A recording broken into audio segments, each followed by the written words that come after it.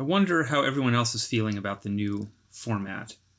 I love it because I can just sit down here for an hour or a couple hours or even 3 or 4 or whatever I'm feeling like doing, just draw on top of these movies for a little while and very rapidly get this content out. It's probably less of a like perfectly controlled viewing experience and all of that with dead air and me walking down avenues that don't actually pay off and blah blah blah, things like this. Although, so you also never know what's going to pay off. Sometimes it takes a while. Anyway, it enables me to continue doing this, so that's the important thing. So, we are now entering the Pyramid Gallery. And en route to this main area I want to talk about, we do pass another matchy situation here.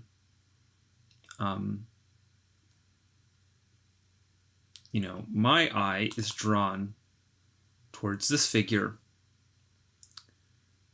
who seems to me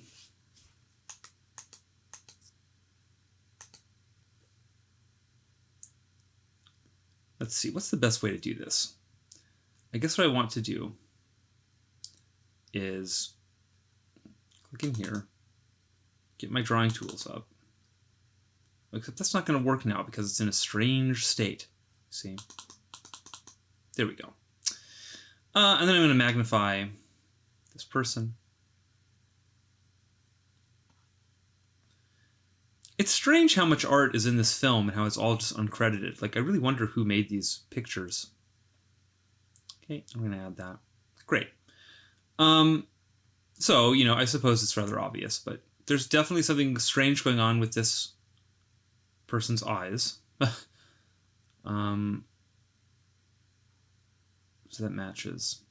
They're in blue.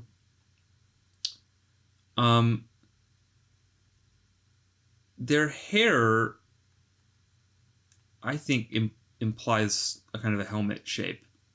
And actually, this looks visually quite a bit like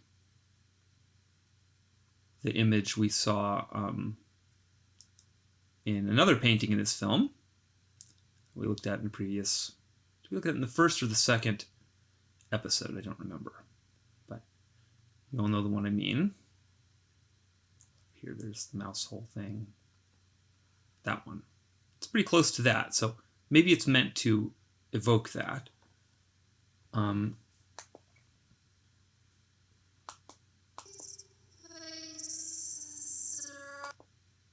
Two things are happening here as the shot moves by that are of interest to me. The first is that this structure is slowly moving into alignment with this painting.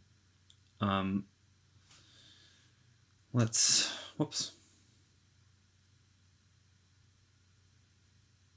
Okay, it's just being strange. I think things get strange when I'm out in the desktop, so maybe when I'm out here, I should just try to use the actual toolbar and just manually switch between these various functions. Then, once we're in this environment, I'll just dock that up there. And then we're in full screen and I'll use all my tablet controls. Okay, if I can endeavor to mentally sort of keep those two worlds slightly separate, then we won't run into all these mode switching problems, hopefully. Okay, right, so we have this thing moving into alignment with this thing. But if you look down here, you'll see that there's some kind of a red element. It looks to me perhaps like the corner of a pair of scissors. Here, let's got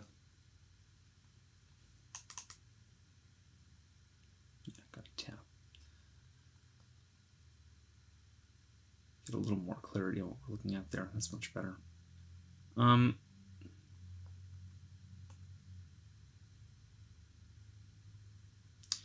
I'm not sure exactly what this is.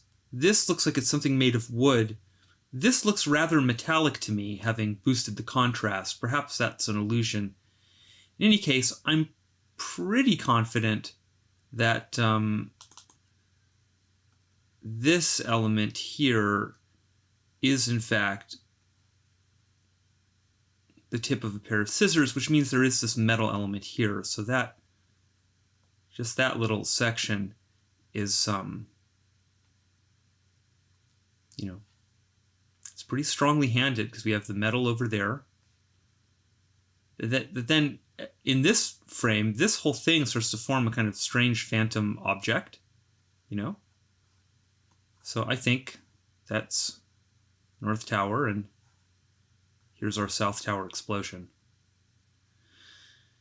The fact that it's made out of a pair of scissors, I think, is actually potentially significant because 9/11 can be thought of as a symbolic castration.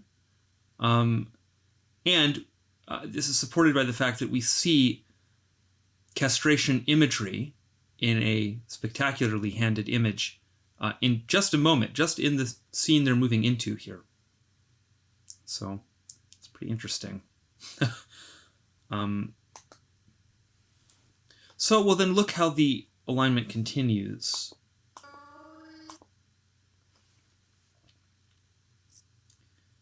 Ellie just kind of tips this image up so we can see it. And maybe we need to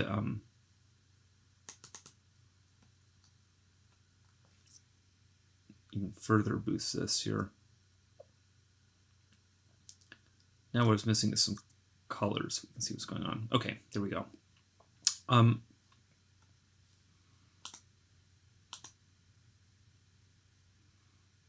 Well, you know, red.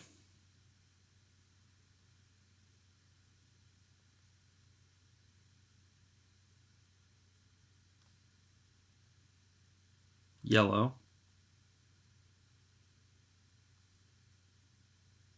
White. Maybe those are black tiles, but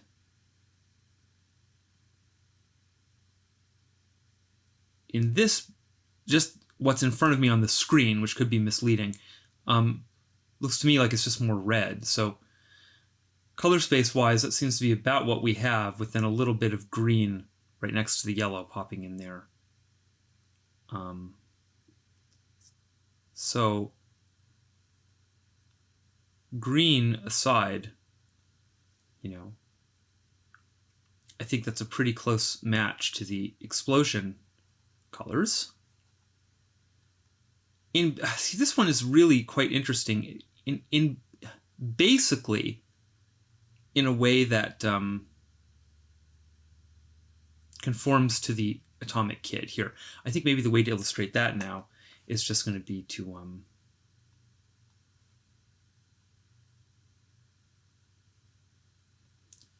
let's just capture this whole, well, I suppose we really want.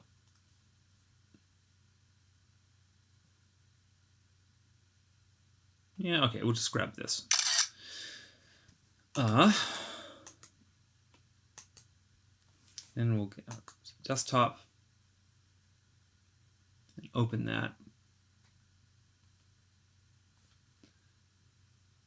There we go. So here's kind of what I mean. First of all, we have a broad color space match, right? Because, you know, red and yellow map onto the explosion colors. If that's black, then also there's, you know, black here. If it's more red, then it's just more red. So, whoops, that matches. And then there's all this kind of white speckle, white and yellow speckle coming out of the bottom. This little white trail of smoke. And,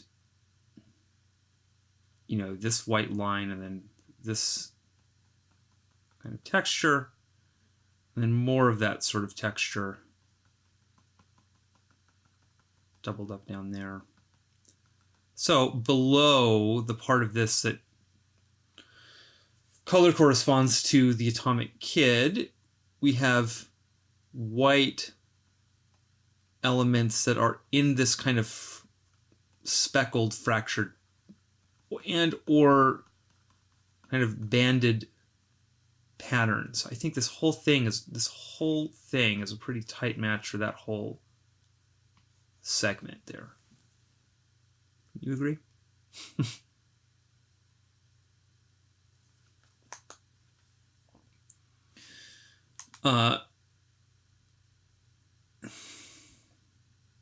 And then, as we move forward, should mention we also have Joey's legs there in alignment with all of that. And so, again, I think that broadly,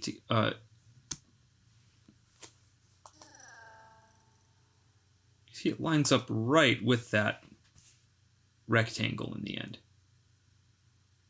So that whole sequence taken together, I think, is a pretty good match.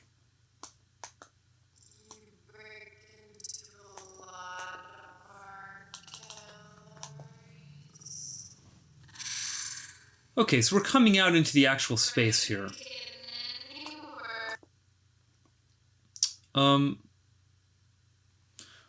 You know, pretty much right away, there's something that I think is pretty strange, which is this. The scene just taught us through that painting alignment that we ought to read these inverted chair things as North Tower resonators. Here, this one is aligned with a funny-looking kind of metal hat-looking thing. Here's a huge red element on the lower right-hand side. Here on the lower left, again, we have Terry's legs.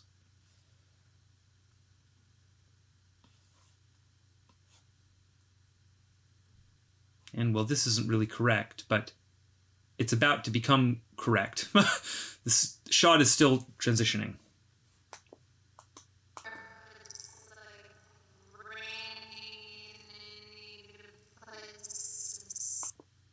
Here I think we have another clear echo of this structure.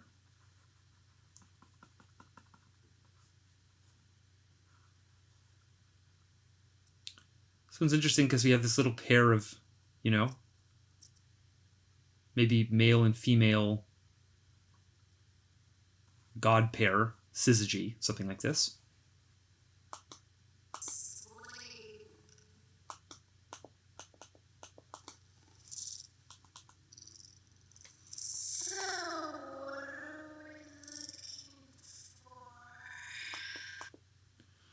It's so funny the way the dialogue works sometimes. She says, "So what are we looking for?" And we settle into this shot. Now, this to me is another image that has this strange fractalized feel. Let's see here. Well, let's see, something like this maybe. And now we are whoops. Me saying whoops is going to be a major aspect of this video series, I'm afraid. There's a lot to keep track of at the same time. Okay. We already remarked that we have it going on here. I think this thing, this one is really weird and makes me think that there's some degree of conscious engineering going on in the film, essentially because of the way that this lines up with that other image in the film. I wonder if there's an easy way to launch this a second time, get like a second instance of this up. Maybe that's unrealistic to try to attempt live here. Instead, what I'll do is I'll simply jump to the area I want to capture, and we'll just capture it.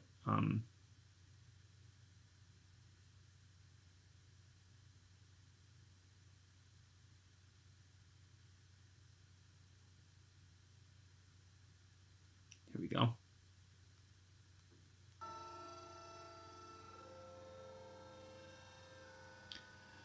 So this image that we get very early on in this context, like just with this image of the Twin Towers, of the television set. Well, that's a great grab of it, actually. So I have to transition to the draw mode. Now we're just going to capture it. I'll include the... Oh, jeez. You know, every time I look, it's just the dimensionality sinks in a little more. I was about to say, I'm going to crop this to include this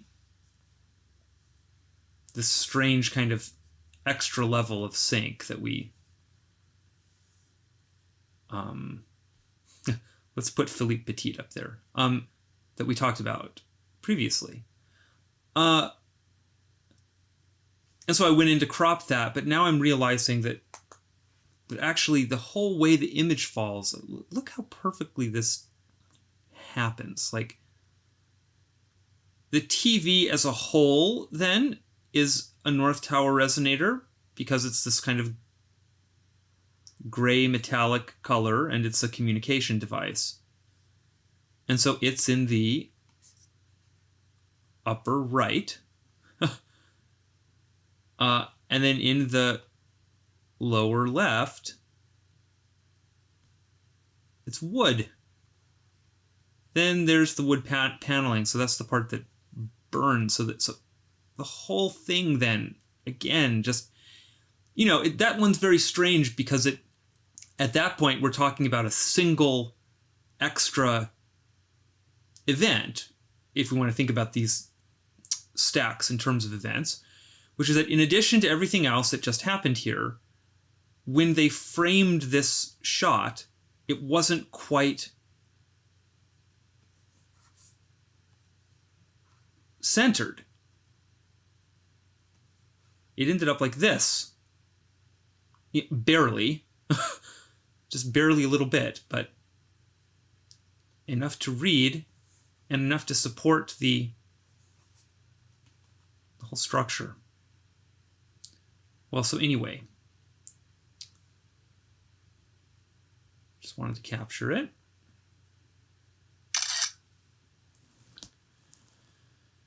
Great. And now we'll jump, if I can locate it again, to the scene.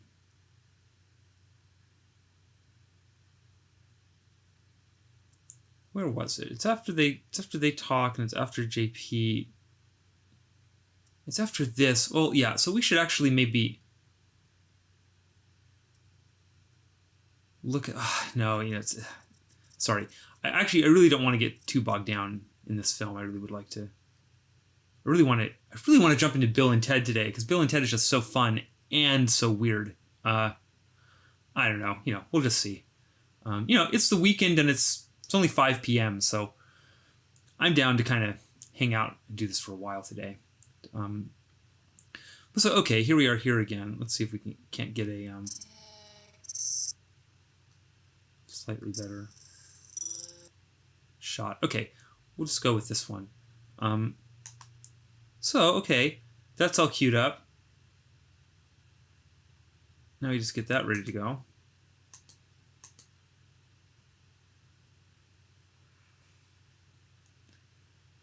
Yeah, so that was all just in the way of illustrating how similar these two images really are. First of all, this whole situation here with the lamp and the two little sculptures is just a perfect copy of this whole element. Now, maybe this isn't such an uncommon thing, I guess. It sure seems like a pretty specific structure, though. Did you find that a little funny? I don't know. But so then anyway, it's like this and then yellow and this red bulbous thing and then like a couch with a red pillow. Well, here's like the red couch and here's the yellow thing. Here's the lamp. It's impossible to see what color it is, but there's definitely some sort of strange red. I'm just going to say red. Some kind of orb there. Which also is there. So I find that, on its own to be, it's weird the way those regions of the picture map up.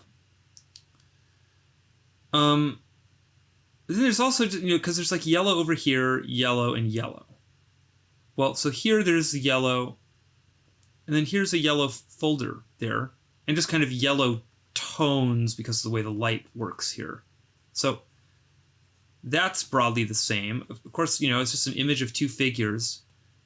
But again, there's exposed legs on that side of the frame. Well, so okay. We see maybe how because there's books and books, and Joey's handing Terry some books or reading material that she got out of that filing cabinet. So there's that book. It's like, how strange is that? I almost can't. It's so confusing with this stuff because we're looking at things that are maybe completely acausal, but it's very hard for me still to. And maybe this really is intentional somehow. I'm trying to think what, the non-insane 9/11 precog angle would be on this. Like in a closed read and a mundane kind of read of the ish, of the movie. Like, what's the point of recreating this image here specifically? So the thing on TV says, "Tell me about your book." She says, "Tell me about your book." And then, well, I don't know. I'll have to think a little bit about that. It's really weird with this stuff because it just doesn't really make sense in those sorts of contexts, I find. Generally, maybe. Well, so, okay, focusing in on just this image again. It's funny that it...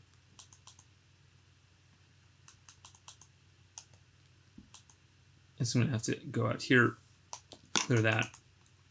Yeah, it's funny. There are all kinds of weird gotchas about how this works, but okay. So just concentrating on this again. Here's a match. Especially this thing, who knows what this is, but it looks to me like looks like a plant. Maybe that's a flower. I'm not sure exactly. It might just be something abstract, but it has like an explosive look to it, like the actual detail in that area. The red chair, yeah. So I would say this image is so stacked up that it's a little hard to distinguish the planes, but I would say that's a plane, and in that plane we have correct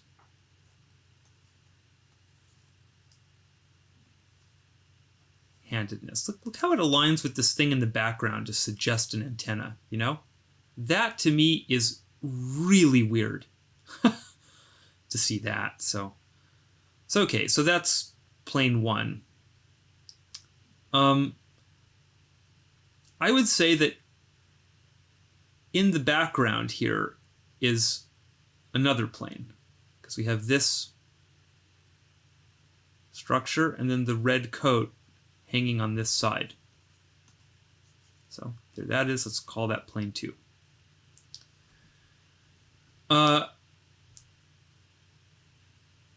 This is definitely some kind of another plane. Here we have the North Tower resonating lamp. It's very kind of emphasized beams, poles, I don't know what you'd say. This one's quite interesting to me, because it's this face with these strange little horns. I think it's not very far away from something that you might perceive in the atomic kit, right? And then another spike, which is just a kind of pyramid, really. So that suggests the landmark context. Okay, so that's another plane. I think I thought better about how I want to mark these. Whoops.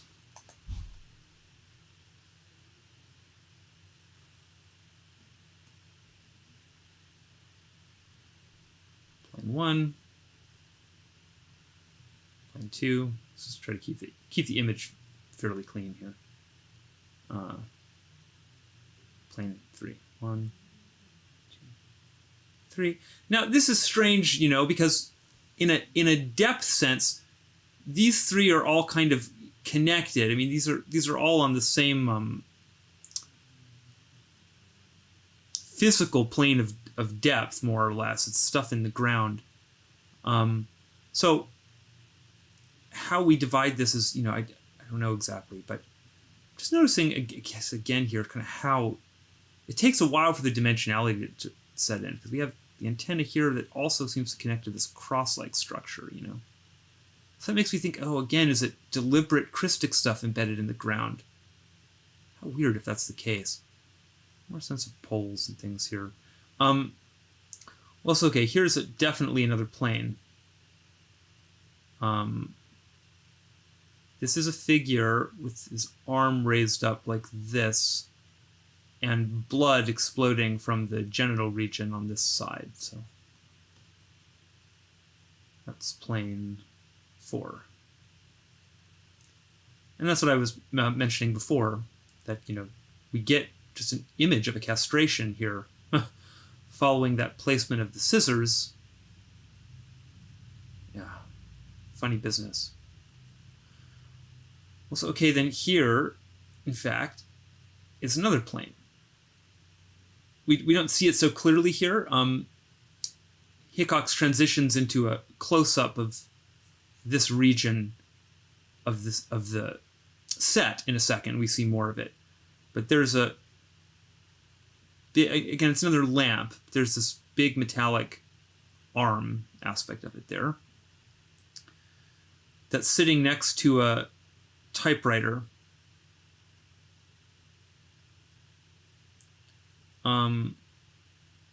So that's like the North Tower. Also all these binders and so on. And then this one is quite loose, I would say, because it kind of happens in this one state when this is open and all of this, but we have this circular structure which aligns with that.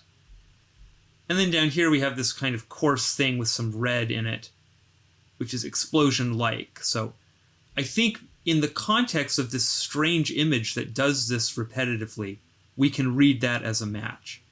If it wasn't in situ like this, in other words, if some dimensional weight wasn't being conferred onto it contextually, I wouldn't count it. But here I think I definitely do count that. So that's plane 5. This is another image that is broadly handed when you consider it as a whole. let's just use what the image has given us here. This section of plane 2 can be taken as the dividing line, more or less. So when we were outside of this scene, we were looking at Joey and Terry in another configuration where Terry, who was smoking, and who has some silver jewelry and a purse, which is sort of like a messenger bag, was standing in front of the North Tower resonating rectangle. And then Joey, with her fiery strawberry hair, was standing in front of the South Tower resonating rectangle, right? But here, their roles seem to have reversed. Terry's legs next to the wood, and another chair. It's interesting that we see chairs a lot. This stuff gets very weird, but I wonder if it isn't part of an unconscious association to a toilet. I mean, after all, we did see that in the, because I do think that the artist's intention in that image of the figure clutching the sink, then with the cigarettes over the toilet, there's that strange aspect coming out over here that I described as a pool of blood. It's interesting that if you draw the line there like we did in that video, it does kind of make a strange downward arrow. And so, reading that in connection with sinks, which have spirals, and toilets, which also spiral, I think that is basically a downward spiral sort of addiction-themed image. So let's call that one the downward spiral, I guess. It's interesting how much the downward spiral aligns with this whole element here, generally speaking, because it's it's a chair, which is like maybe a toilet, which is where it appears in that image. But then that's also where the Atomic Kid goes, and the Atomic Kid does look rather like a creature evacuating its bowels, right? So, legs, chairs, which are maybe toilets. I don't know. I think it's in sort of the correct image space. I wonder how weird this all sounds to people. It's definitely weird. I think it's weird too. I mean, it's like the weirdest thing ever. But okay, so that means that in this image, Terry is the South Tower. It's interesting too. The S is curved, rather like a serpent. And, of course I'm going to say that Joey, with her weird pointy head, who's holding the information and who's sitting at the information desk, is the North Tower. And that's, that's essentially a lightning bolt or something. It's a very Z-shaped thing with hard lines. There's just funny little additional associations here. But so, the entire image then constitutes, I guess, a sixth plane here.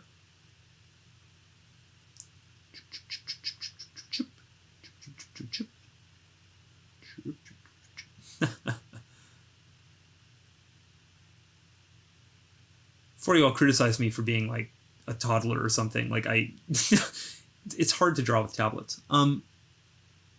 6. Okay.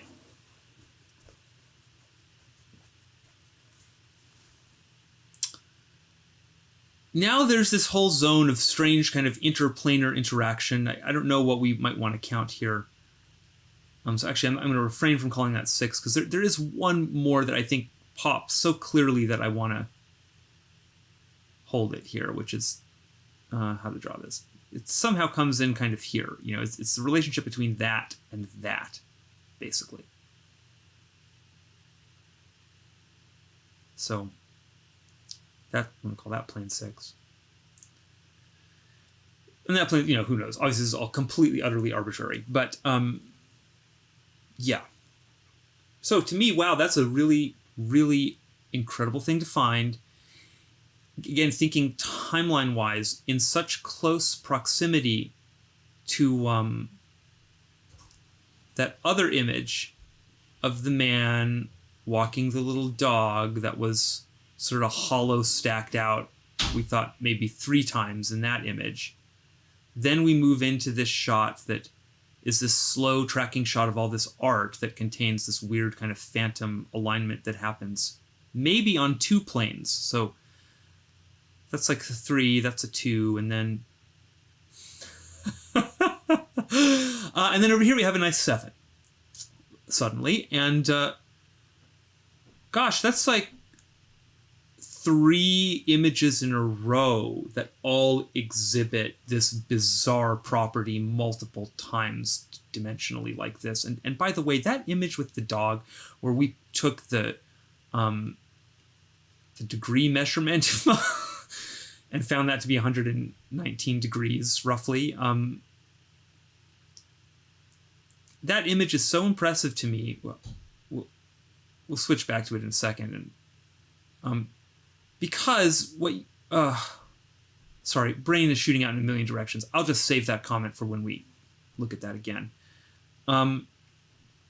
Okay, I think maybe we can be done with that one. Let's just advance and look at now what happens, because this is like a shot where kind of here's like one half of the set that then extends out. There's like more set in that direction. And then it's the same here. There's a little more set in that direction. So what Hickox does now is he has the figures split apart. Terry goes over to the left side of the room, and Joey goes over to the right side of the room. And so then we just have kind of 2 shots that Hickox cuts between as they have a conversation. And each of these new shots... So funny because this really exhibits an almost holographic like quality again. Because it's like we cut this shot into 2 kind of, then we get these 2 shots that each exhibit these same properties again. So let's take a look at that.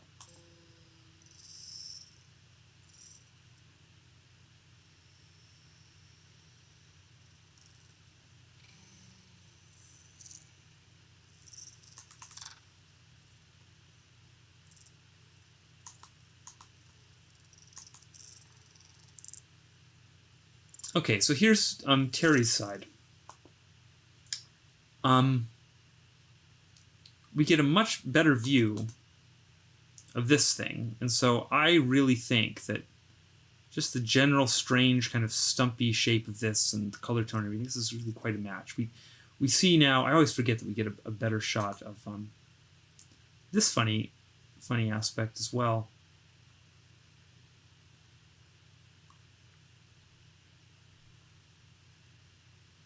This is a little over magnified now. Whoops. Kind of strange full screen mode built into that, I guess. Well, so the way the shot falls together globally, I find to be extraordinarily handed. Here's our first grid textured rectangle. I always laugh when I say that, because this was an aspect of this that I really, really hoped I could just keep to myself and never talk about, because it just seems so nuts, because this is a very common object, you know? They just appear everywhere. But the point with this stuff is it's not about the commonness of the material that's quoted. I think the fact that it's made up out of common items might be a kind of an optimization function. It just means there's going to be more opportunities to encode the rest of the information or something like that.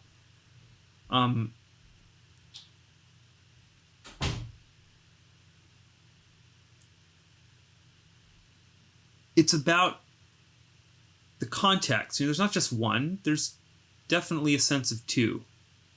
And here's a kind of a clear rectangle over here, you know.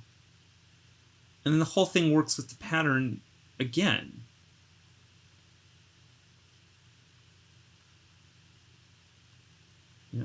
antennas.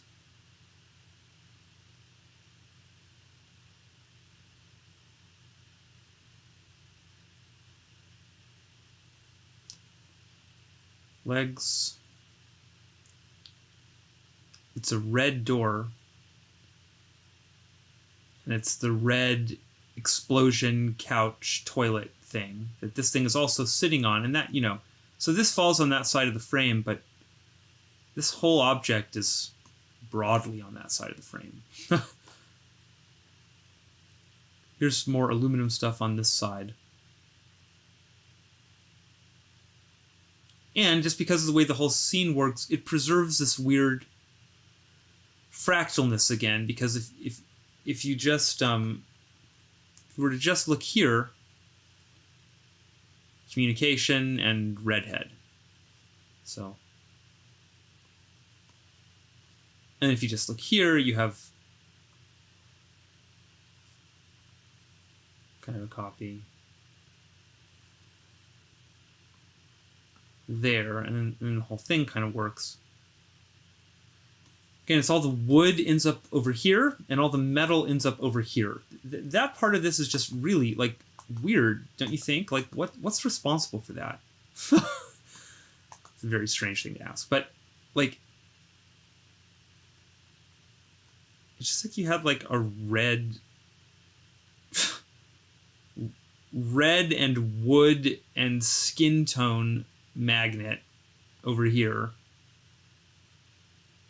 and blue and metal, and and also this attracts like sort of blobular forms, and then over here you have the correspondence I just mentioned, and also all the kind of hard lines appear over here. So it's kind of attracting all that stuff, and then the whole scene just kind of just bifurcates like that.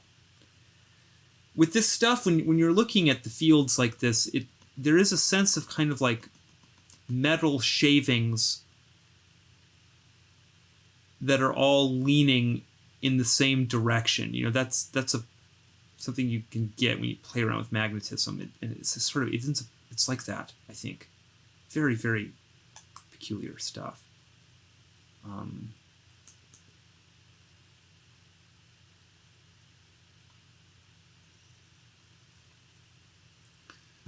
Okay, let's see.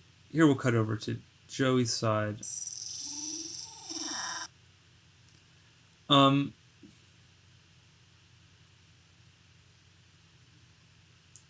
Isn't there an even better shot than that?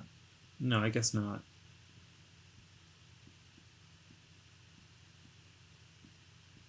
Oh yeah, there it was. Yeah, this is probably the best that we see this.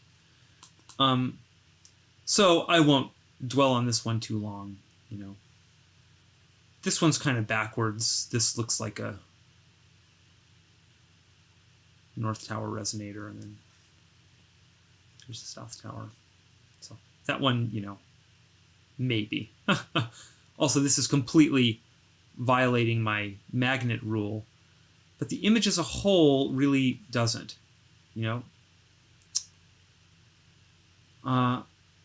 Here's our castration.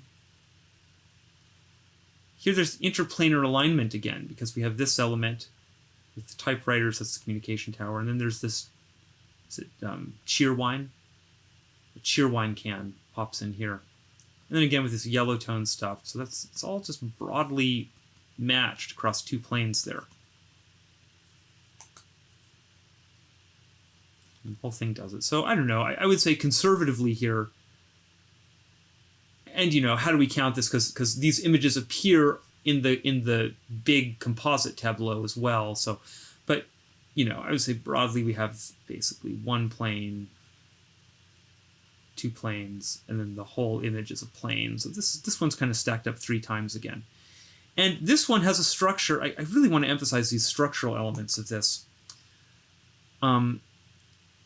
We said that in the image with the dog, the one that was kind of a subliminal image capture was of the guy in the weird glasses with the little dog being choked, and that was kind of the inner most level there. I know that that's slightly fudged because technically it's that double rectangle thing in the background. That's the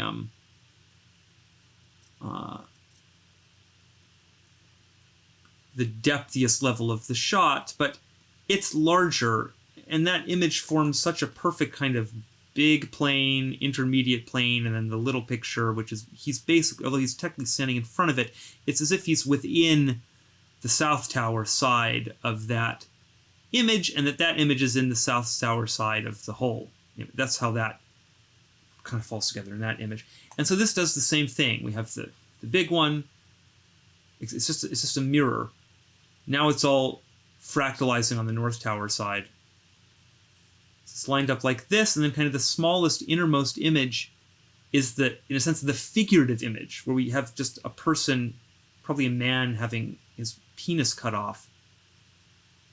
It's just another kind of, I would say, primary element of the projection space of this image. Yeah, it's a big symbolic castration. So not only do we have a symbolic castration, but it's one that's another match. It's another match.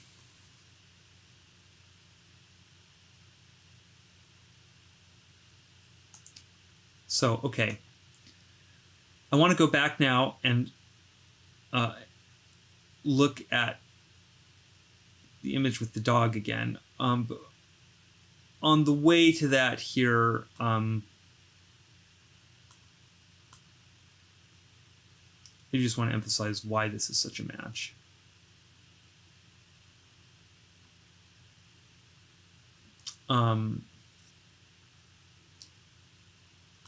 The position of that arm and just the angle of it, it's this perfect upward thing. And just look at the way the hand works. It's like kind of a knobbed thing. It aligns very strongly with the shape of this thing in that plane. So anyway, that's where I see the North Tower. Obviously, that's the South Tower. Okay.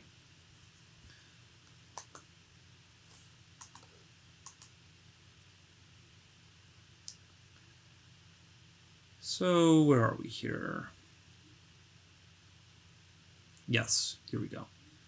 We're back outside. We have to turn down the image enhancement.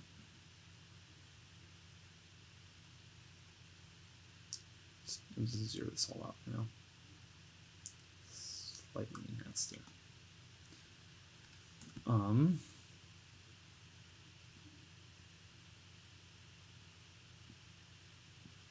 So yeah, I wanted to say just about that angle. That thing really blows my mind. I wonder how people feel about stuff like that. It's just so bizarre. Okay, here it is. I don't remember if I said last time how I discovered this. I think I did. That I was just kind of playing around with these new tools. I selected this frame because I imagine that skeptically minded people, or whoever, I don't know, might imagine that I sat here and took ankle measurements on every position that this thing falls in, because, it's a video, there are many frames. And it was like, does this equal a number that my insane delusional architecture claims is meaningful? No, okay, take the next one. No, okay, take the next one. And just sort of repetitively perform insane amounts of labor like that or something until I find this tiny magical set that works. Gosh, this process is just not at all like that. This is the first thing. This was the first time I used that tool on an actual film image, and it was the first measurement I took on this image, and this was the first frame I thought to take. It really did happen that way, but it's not an accident that I selected this frame. I don't think it's the most aesthetic frame. Obviously, because it aligns this line with all these lines in the background. It makes them parallel. And it also makes it parallel to this big line, and this big line, and the line that the dog makes, and this big line, and this big line, and this big line, and all these tiny little lines here, which, by the way, align with all of this material. You know, to me, that's a very strong match. It's the right place in the frame. So it's like this whole thing here. This is the North Tower with its strange ridged stuff up there. Now, you know, I know that material also appears here, but you can't see it there. You can't see it there in this image. And for me, it's always about the reference back to this picture. Well, not always. But just usually, that's what I see. So, I want to say one last thing about that. It's the most aesthetically pleasing capture, but it's also, but the reason that it is because it aligns all the planes. This is the frame where kind of 3 levels of vertical image content get snapped together and they all become parallel to each other. It aligns that to that to that.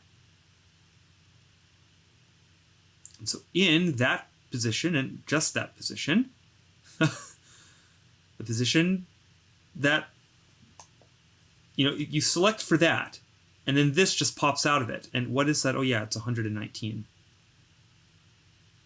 Like pretty accurately, like we looked at it last time. Now, okay, there's enough of a give there with the measurement that if you wanted to, you could claim it was 121 or 120. I don't really care so much about that. That's all so close. You know, plus or minus a digit, I don't care. That's incredible precision. And I imagine that for people maybe who are just tuning in, they say, well, 119, what's that? You know, like, okay, I get that it sort of looks like it's made of the same numbers that 9/11 is made out of, but it's just a number that we see surrounding the rest of this stuff. You know, we'll see it. We'll continue to bump into it. We really, really will.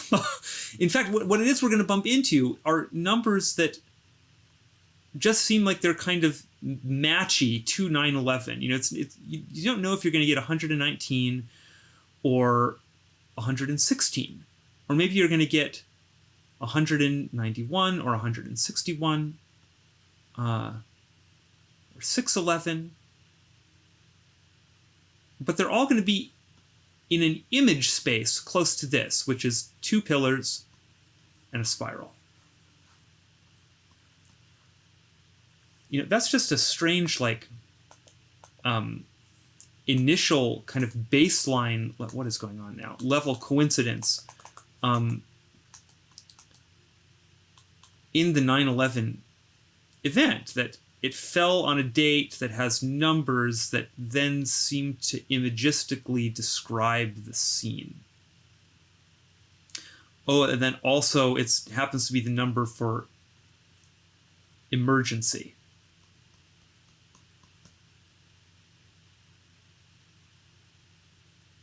And then also has many other strange esoteric properties that you can ask some of my sync friends about. But yeah. Well, so, okay. Just one last thing to look at in Hellraiser, and then we're going to jump into Bill and Ted. I'm so excited. It's just a very immediately adjacent scene here. Or is it? Actually, I'm not sure. Let's see where if I can find it here. Is it here? It's some scene where Terry's hanging out in the living room. Okay, that's her pinhead. That's kind of useful. Just kind of tap around this. This is way too late, so it must be earlier.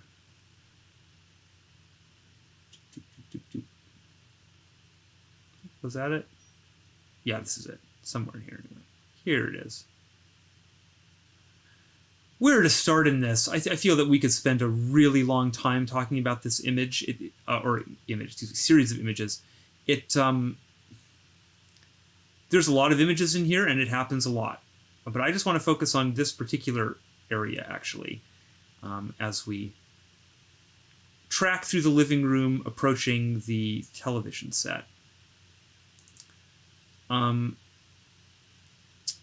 So the first thing is that we have quite a thing, I think, piling up in the ground here. These rectangles start appearing. These rectangles actually just have towers in them, and, well, look at the way that that one seems to fall together. It's aligned with a lamp. It's a reflection of these lamps, but so that's like burning. So there's fire implicated in this image. Here's another lamp. So to me, I count this as a red twin stamp. I mean, I know they're not red, but they're two burning elements. So and this is more towers. The burning areas, as well as Terry's legs, as well as the red round lollipop that she's eating, are all in correct diagonal relationships, if we take that to be the tip of the North Tower there. Pink elements down here, again more red, and then just broadly sort of in the image, the whole thing is handed. We've been in this scene before. Plant here again, which is, it's like the rose or the explosion. Her top is kind of explosion colors. Maybe it's floral. I'm not sure.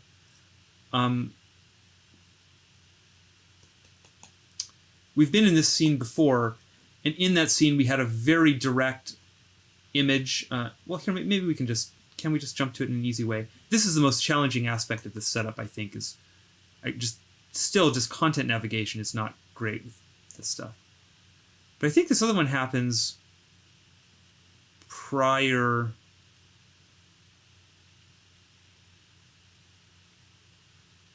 Just prior, right? Yeah, it's in this shot. It's right before they visit the Pyramid Gallery, and we get all the stacks there. Yeah, here it is. Terry approaches the window here.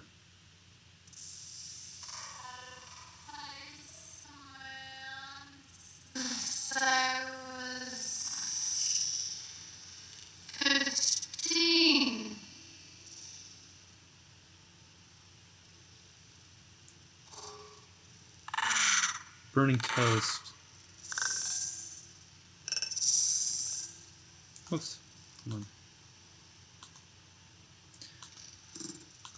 So, she approaches the window and just stands in the correct rectangle while saying "great view." Now, I believe this is the element that we had associated with the North Tower when we had a crop of it involving those two rectangles. This shot's composed differently, so here we have there's our South Tower, and then there are suggestions of it here. Here's the North Tower. So that works like that there. It's just so interesting to me the way it sort of keeps happening. And then it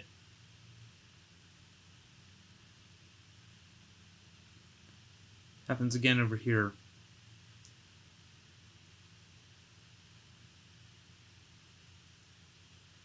Here, let's run this.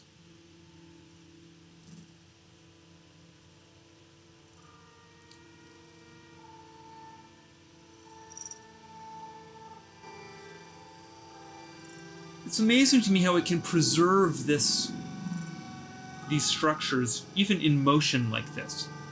Just alignments just kind of keep happening. Oh, God, this is so weird. Okay,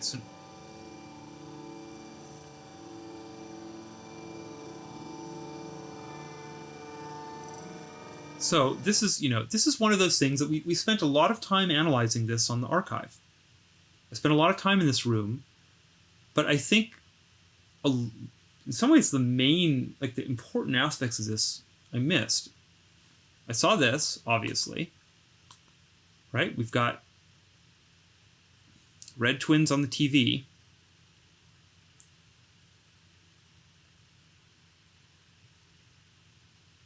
It's handed, especially if you continue it up like that. So it's a lot like the that strange gear sculpture and the way that it aligned with that painting in the background, and then how that whole thing became a natural dividing line. So then over here is JP smoking his cigarette with a very prominently placed right hand. I believe it's the other thing is I think I mentioned the hands always fall on that side.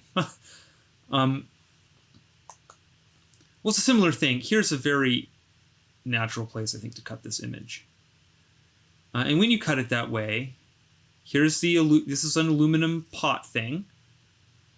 And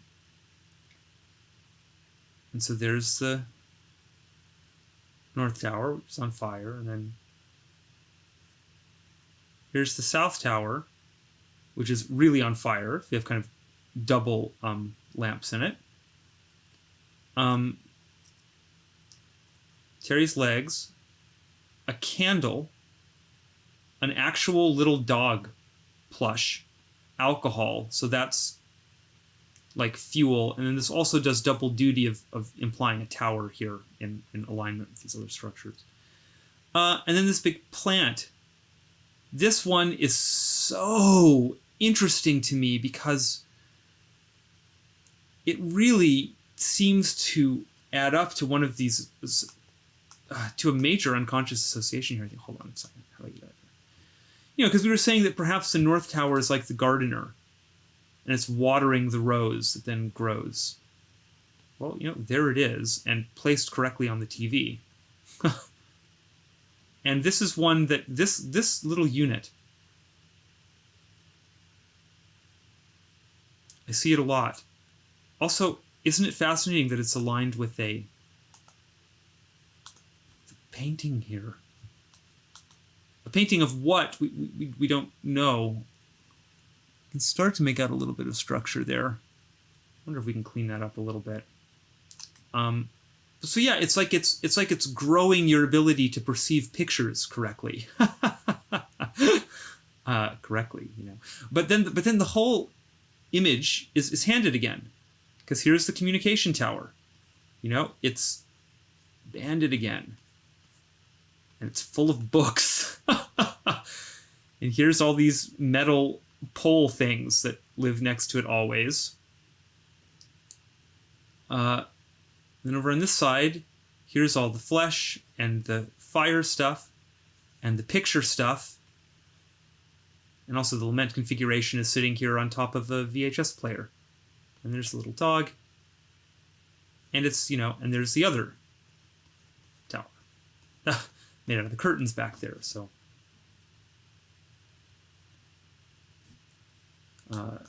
I never know who's watching and what's going on.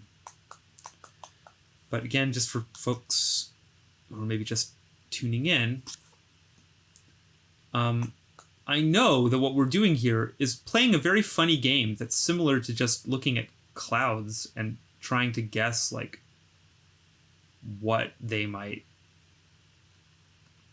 look like, It's like, yeah, that's a little projection game. But what's unusual here is the way that projection game keeps working, and keeps working in such a high-dimensional way.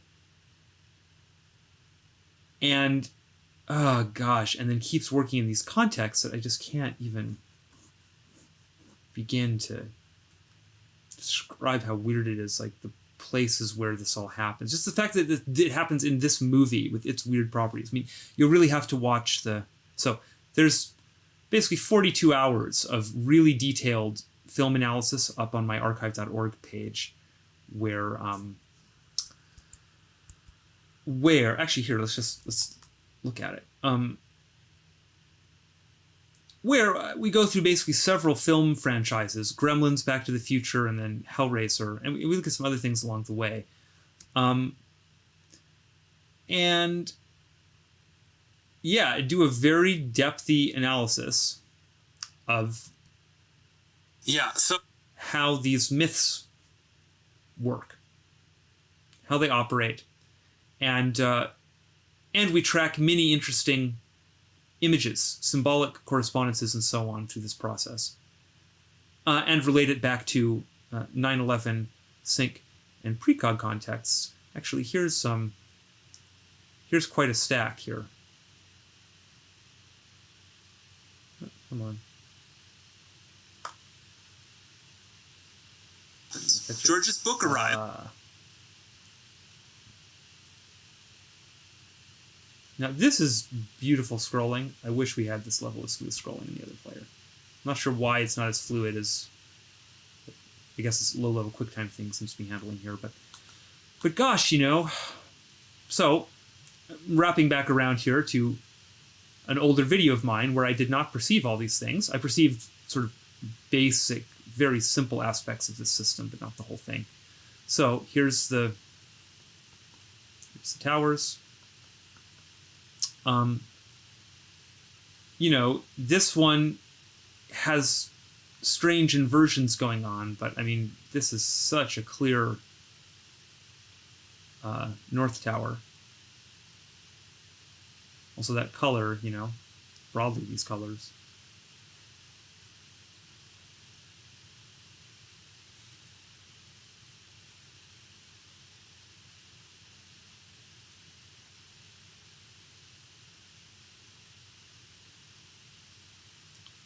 Bird and a cage thing. It's a big aluminum thing, so it can kind of, you know, it's...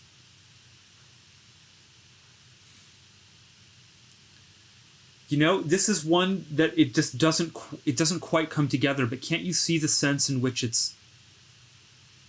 You know, that's a match, I would say. I would say there's at least one plane that's a match, and then, you know, there are definitely matches, but it doesn't work together with the perfection of the things we saw in Hellraiser. Doesn't, you know, this is one frame out of this film. There are many holographically aligned scenes in Back to the Future that work with complete perfection. We'll look at them. But yeah, I didn't see this. I didn't understand this. Now I do. Well, so anyway, if you go back and watch this material, the 9/11 precog stuff is going to be less sophisticated and less elaborated because I understood less of it. But I really stand by, I think, the mythic analysis, the mythopoeic analysis of these films. You know, what's going on in the lunar sense? What's going on unconsciously, and what's maybe organizing archetypally in these films. Here's one where we really do look at strange 9/11 stuff. There's a ton to be seen. All of this stuff here we have exists in support of this material. Well, so in keeping with just the madness of this film, though, well, anyway, to close that out, all of that was just a plug to say, you know, visit my emporium of weirdness on archive.org and watch, you know, several just, I don't know, lifetimes worth of extremely detail-oriented video analysis so that you can understand what I'm talking about. No one's going to do that, but that's okay. Because I think a lot of these things we can see just very quickly. So what happens here in the scene is Terry sits down. There are more weird, I mean, some just very weird, matchy things happening in the background. She's holding this weird dog doll. You know, it's like, and you have to perceive the relationship between her name, Terry, I think that's how we spell it, and like the breed of dog, you know?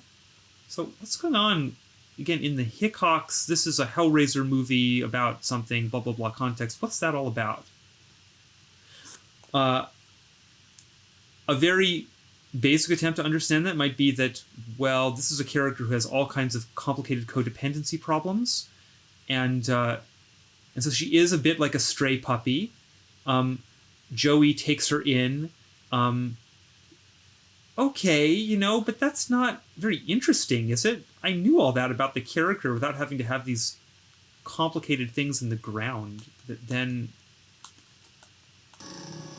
perform in these bizarre ways. Now, I'm not claiming that that isn't exactly what's going on here. I have to assume that there's, you know, again, I assume that there are creatively sound causal reasons for all these sorts of, for some of these things anyway. It's just that I don't know how convinced I am that that explains what's going on in this film or in any film. You know, film is like this. Films are puzzles. We don't know how they work yet. They're very complicated.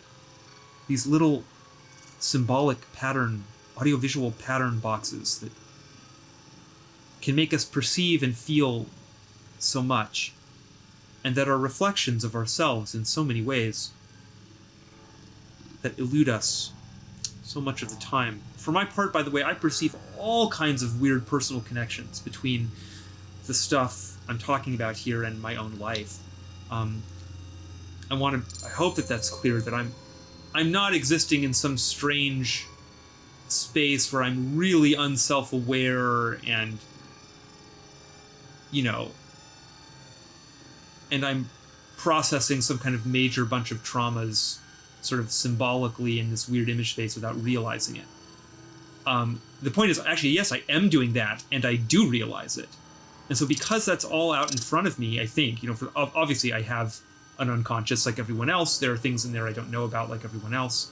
That's all true, but I don't think I'm in an especially bad situation in that regard. In fact, I think I'm probably in a slightly better situation maybe than the average person because I've spent so much time doing this. And being very open to perceiving utterly personal, subjective connections between these films and myself, my own situation. Hellraiser's a hard one to do that with, you know, because it's a very dark film that says some very dark things about human nature, I think. Hellraiser 3, and the Hellraiser franchise, generally speaking. So, okay, then we just explode out into another perfectly arranged image.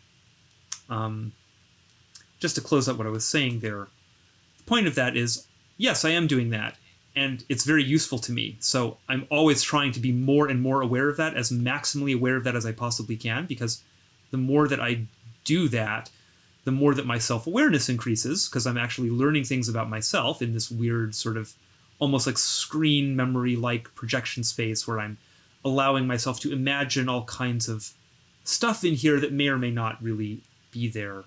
I know that that's all going on, and I think I see mostly how it's going on.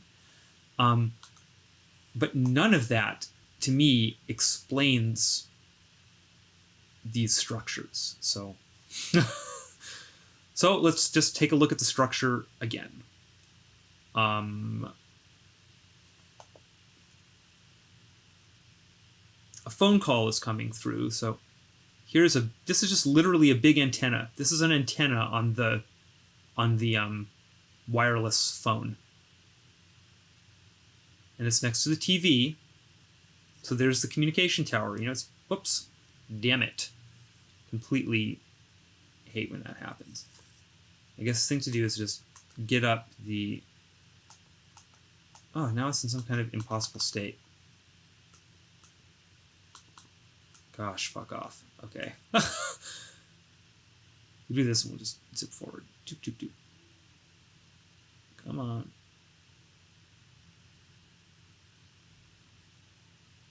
Ugh. This would be much easier to do if we weren't running it in slow motion. It's just that the penalty for just being a little inaccurate and then just letting it play is larger, because now we have to stare at this caressing of the lament configuration for a while before we can pause it again. But actually, maybe that was good because I saw something there we should go back and catch. So anyway, here is the North Tower. And then if we divide it kind of here, then that makes Terry the South Tower. And again, here we have exposed flesh, red cheer wine.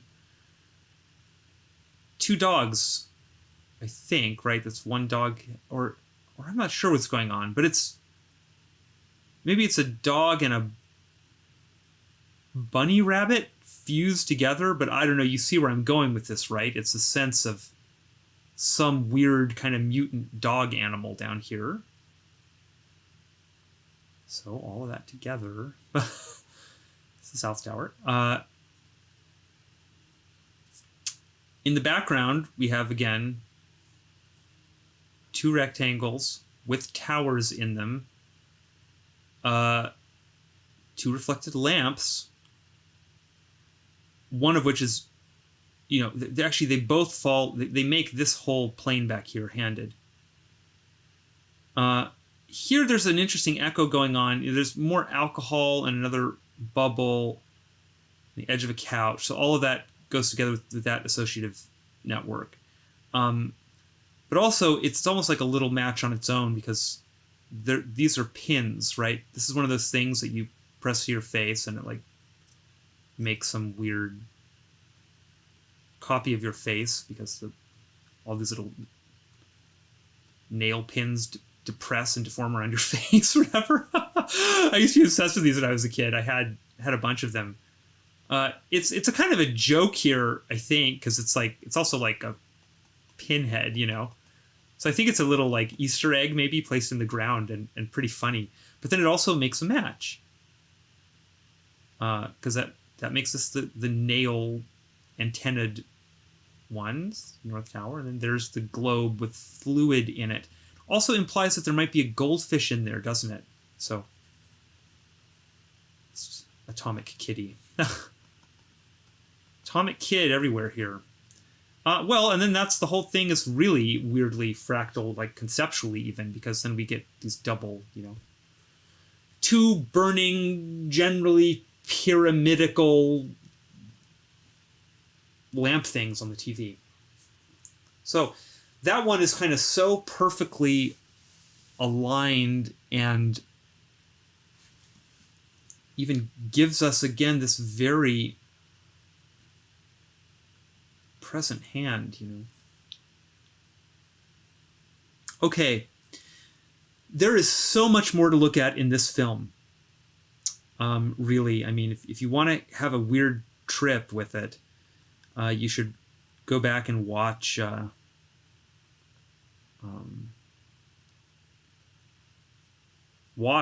longer form analysis we did. I had a really transformative experience making it because it was the moment when this whole pattern together really started to sort of sink in for me. So,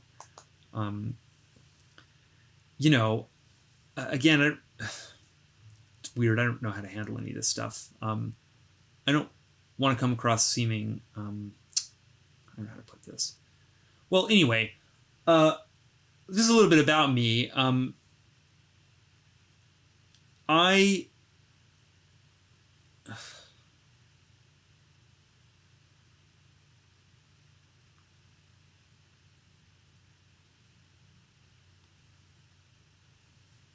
It's very hard to think about anything with things like this on the screen. It's just, I can't believe the way this works.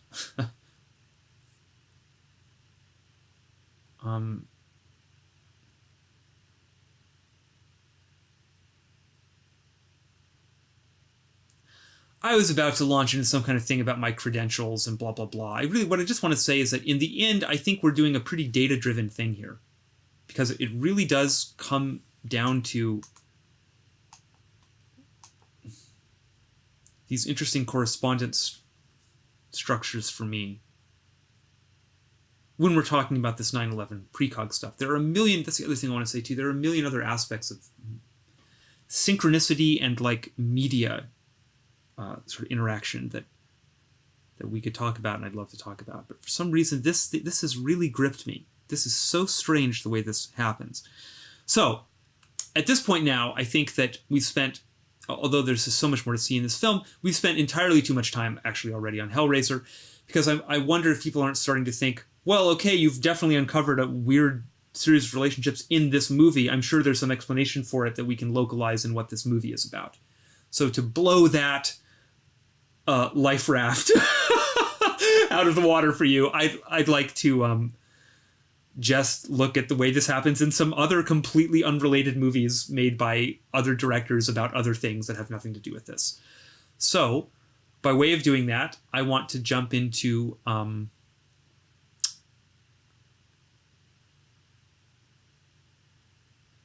I think what we ought to do now probably is look at just a single scene, maybe two.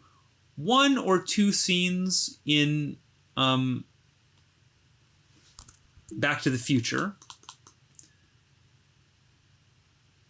And then from there, then we can naturally transition from there into Bill and Ted. And then from Bill and Ted, we make our way into King Kong. I think I almost wrote Hong Kong there. And that's probably, who knows how long all that'll take. We probably won't even get to all that today, judging on how long it's taken to do the previous bunch of batches. But yeah, I'm definitely feeling like coming back and doing some more. I'm going to take a little break now. It's getting to be dinner time maybe. But yeah, we come back, we'll look at a very impressive tableau from Back to the Future, and then make it to Bill and Ted for a bit. So, okay, back in a flash.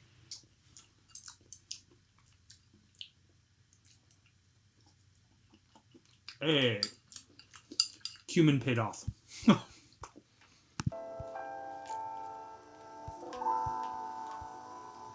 I left my heart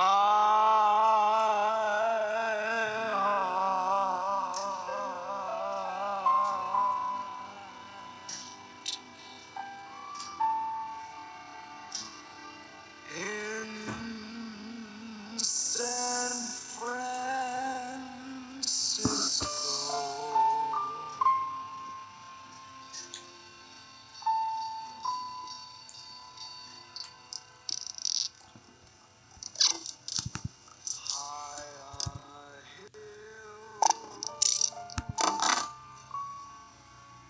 You know what I'm going to miss most about the country? Why? I don't know. That's why I'm asking you.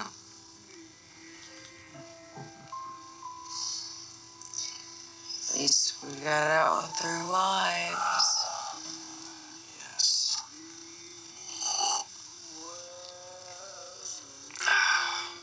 And Margot.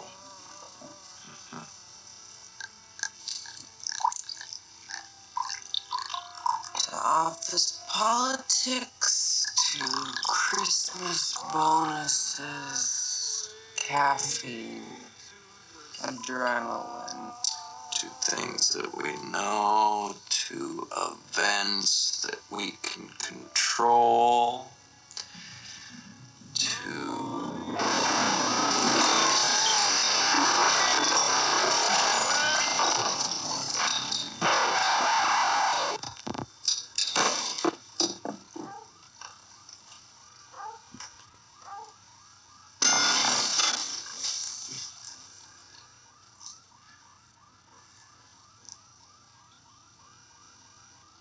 Okay, that was a minor tremor. Barely felt. Probably wouldn't even show up on that scale. That Richter scale. Right. Just a cable car going by. Cable car, yeah. We should check the kids. The kids.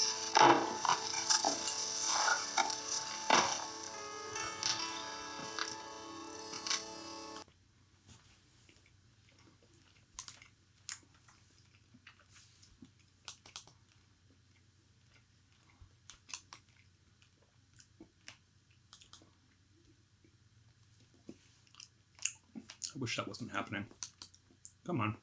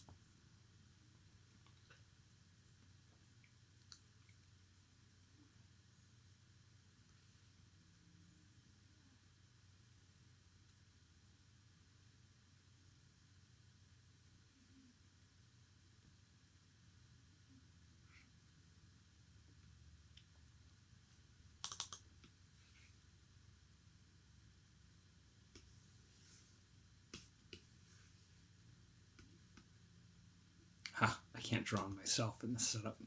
Oh well. Well, so that's a frame from Arachnophobia. Also, I've made this really hard on myself now that I have to eat and draw at the same time. I tried to create some, structural similarity between the tools at least, so I'm not constantly switching metaphors. I won't make you, watch me eat anymore, though. So,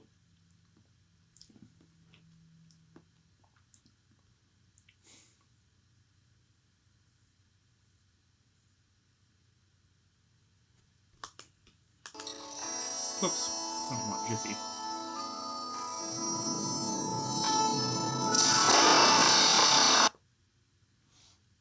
And then it falls over. It falls over and spills, so there's a sense of an accident here. See how that works?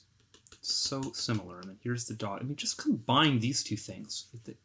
The points of correspondence here.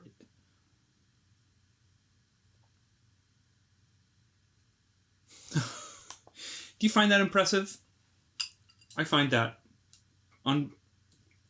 unbelievably impressive. I mean, especially considering the other things that happen in Arachnophobia. I think we will do a fairly detailed read of Arachnophobia at some point. I'm realizing this is probably a lifelong practice. Understanding these movies. So I'm trying to approach this with a new attitude that isn't so goal-oriented, because the goal is just never really forthcoming here. The mystery just deepens the more you tug on it.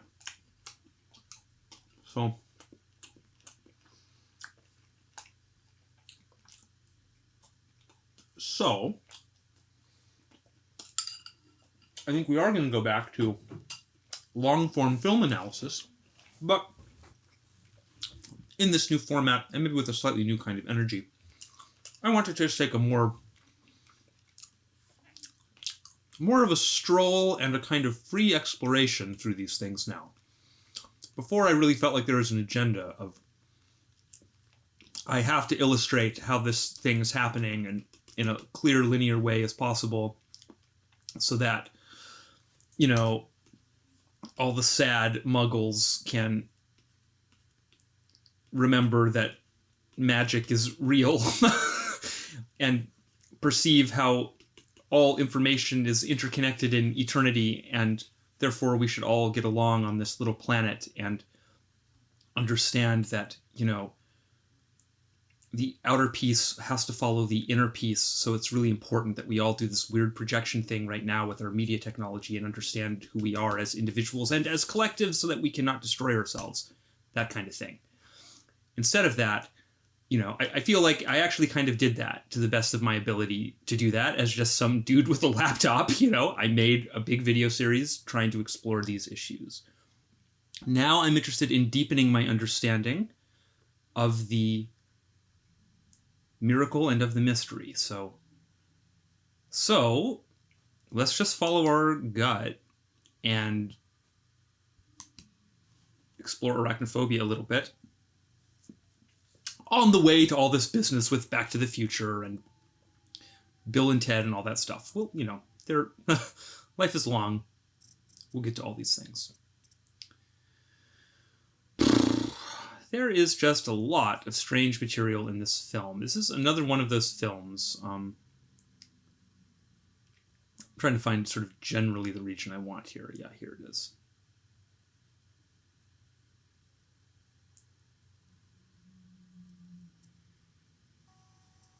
No, Margaret to die. Turn this way down, and you can listen to me talk and eat while we watch Jeff Bridges drink his sorrows away in slow motion. So the broad plot of this film is this family has moved from the city to the country, essentially. The dad is a doctor, amusingly. So he's an obvious North Tower resonator. However, interestingly, in this piece, we actually see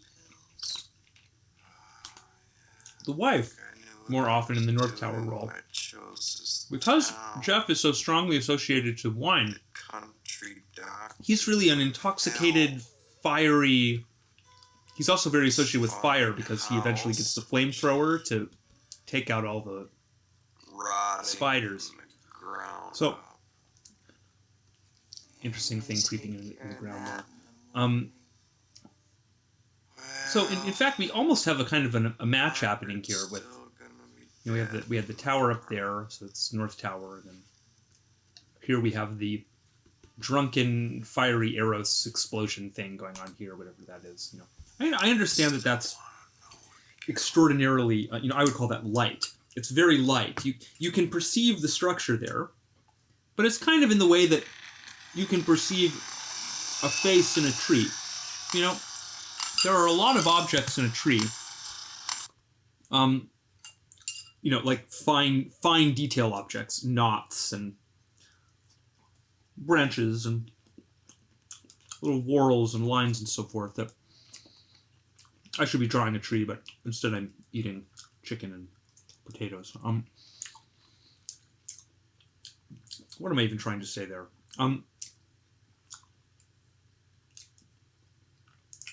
There are enough points that you can see a lot of sorts of things in it.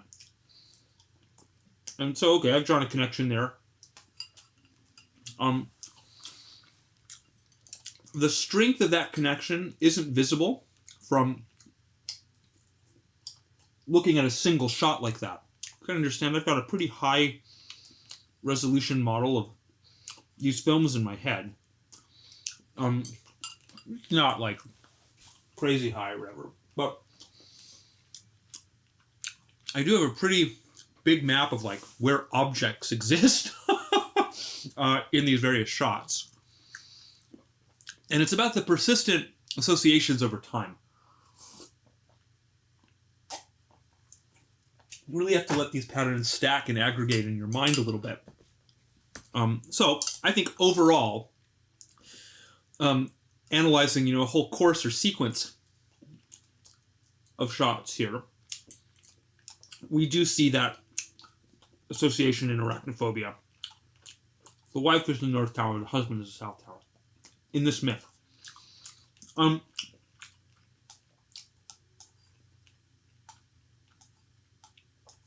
Interestingly, this was Jung's method for dream analysis as well. Jung felt pretty strongly that you couldn't kind of rend a dream out of context, out of its out of its it's the natural sequence of dreams, So Jung would analyze many dreams together. He'd crunch them together in a sort of proto-big data way. And just try to follow... Excuse me, this is probably disgusting listening to me like eat and snort and all of this. But, so anyway, it's the same reason why he felt that, and why I feel that symbols can't be pulled out of their context either, because the symbols acquire their meaning from everything else that's around them. And so the dream acquires its meaning from all the other dreams that surround it in time and sort of maybe in content link. If you have a dream that connects to some other powerful dream you had, say, when you were very young, for instance, I had a series of apocalyptic recurring dreams when I was a child that occurred in a very clustered way. I had the same dream every night for many years. And then by the time I hit around age 7 or maybe 8, they stopped happening, more or less. But then I had another dream many years later, right before I went to college, that contained, a really powerful restatement of all the visual material and themes that were in this original set of repetitive apocalyptic dreams. So although it didn't occur in time with the sequence, it's obviously a part of that sequence. You can ID it just by the whole story structure and image structure and all that kind of thing. So there's a similar thing going on here with these artifacts. All the artifacts as a whole, I feel, have to be read together. By artifact, I mean, film. But then also within the film, you have to read all the shots together and all the parts. This is the hermeneutic circle, basically. You're trying to make sense of the whole in relation to the parts and the parts in relation to the whole. So with all that in mind, look at what we have going on here. This is, so I was in the middle of trying to describe the plot of Arachnophobia. The family moves from the city into the country. And then there's this whole business with basically the father has a pathological fear of spiders, a phobia, an arachnophobia. And of course, there's some kind of insane plot involving Julian Sands and some super lethal mega spider from South America, I think, and I don't know what spiders look like. They have like a million eyes, don't they? Also, they're so.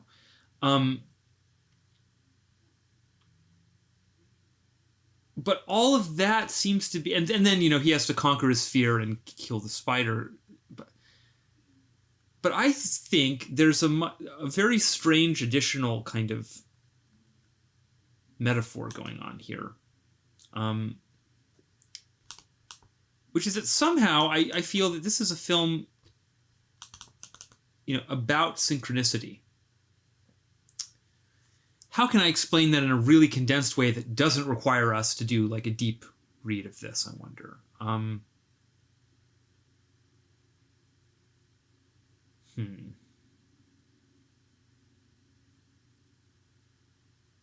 don't know if there's a way to do that, so I'm just going to sort of make some claims here.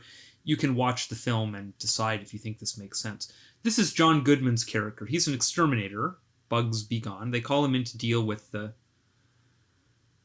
spiders, but it's funny. They kind of very, I think, pretty heavy-handedly overlay the idea of this guy who's the exterminator with the idea of a skeptic. Because he's kind of constantly denying the truth of the situation here, which is that there's this huge sort of mutant spider infestation or whatever, He sort of doesn't believe it, but then it's like he's looking for anomalies and squashing them, you see? So I think that the bugs, the pests, the spiders, whatever, those are actually like sinks, Those are correspondences, and just generally the idea of subtle information radiated by the unconscious in the ground. And so then the whole film becomes this strange metaphor where it's as if the unconscious perceives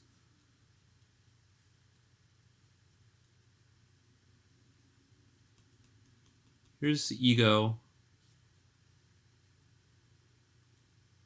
Here's, I guess we'll draw a flower. Here's the unconscious.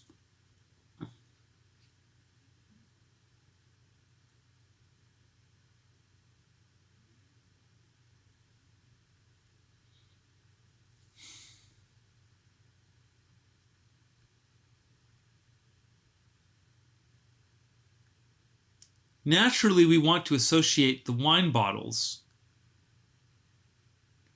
with the flower because it's red and roses and wine, that all goes together. It's all this Dionysian stuff.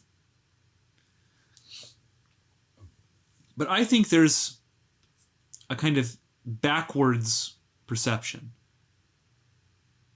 The unconscious as the backwards mind, let's say, perceives this. And it views the ego as being drunk on rationality.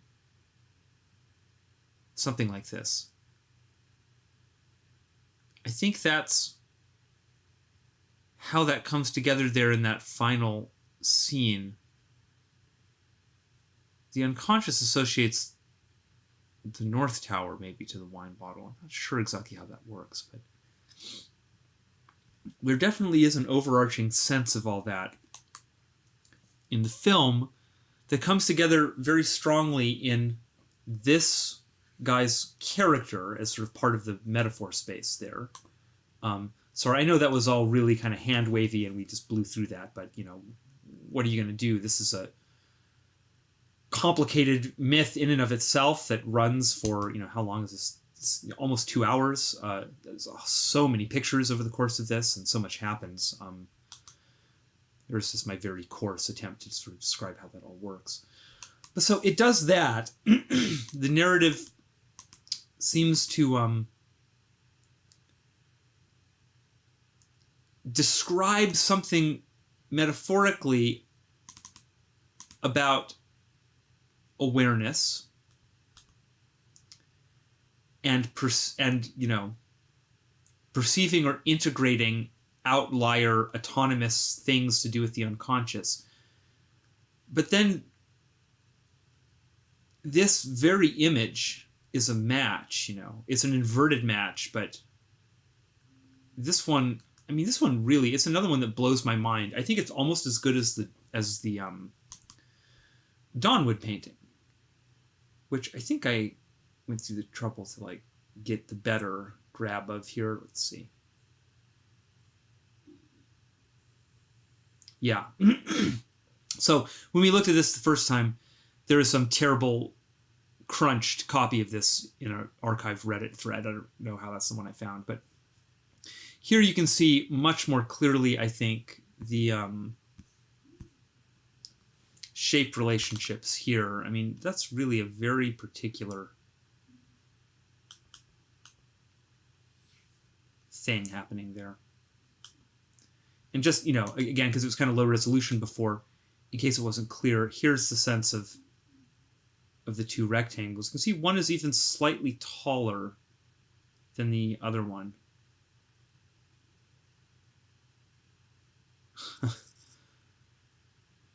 I think this kind of matches even more strongly, just by the way, if we invert it.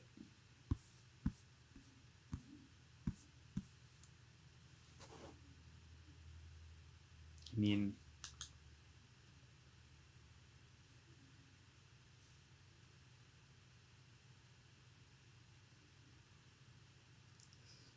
pretty close. So bizarre. By the way, you know, like I said before, this is one piece from a whole series of paintings that are all quite matchy. And yeah, you should watch the video about Radiohead and Amnesiac. We just really go into a lot of detail. So this thing, let's I guess we can enhance it right here. It's great. Except I can't get the panel to go away now because I'm not in full screen. Stupid. And now I want to capture this. And whoops. And I wonder if for this it wouldn't make sense to actually open it up in Photoshop and do an overlay. Maybe that's not necessary. It's probably not necessary. I don't want to make more trouble for myself than I have to, if you feel me. Come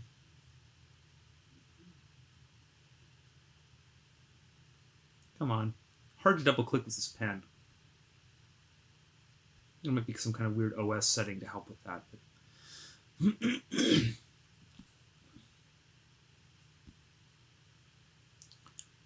so, obviously, here's the North Tower. I'm just going to do my image analysis thing on it.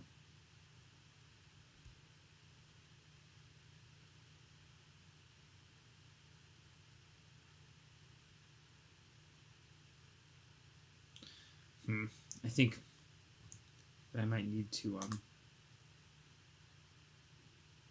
make my cursor a little bit bigger. Or brush or whatever.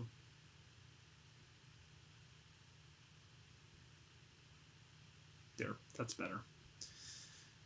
Okay. There's that. There's the funny hat.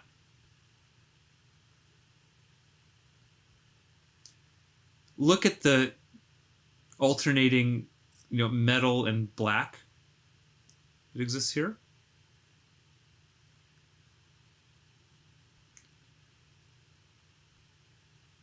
Very close match, I think.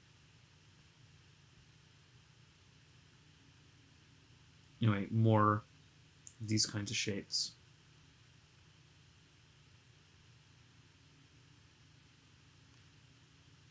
Lots of figures wear belts, but that one's pretty emphasized.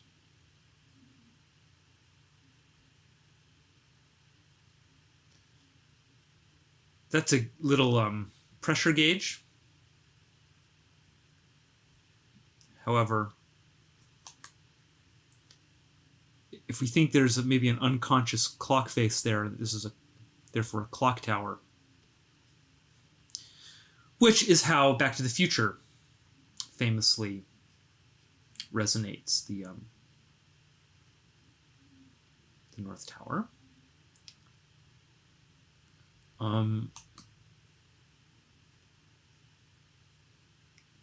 Then there's also the sense of the clock tower there. And then obviously, here's the South Tower. That's the Atomic Kid.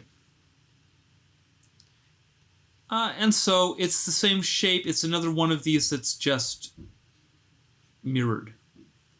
Just a little mirrored.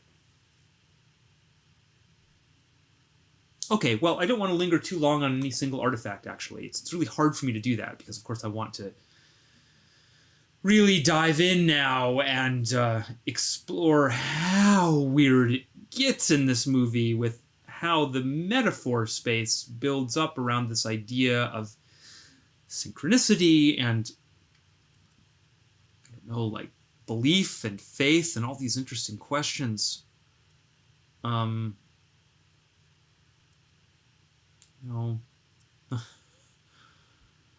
But let's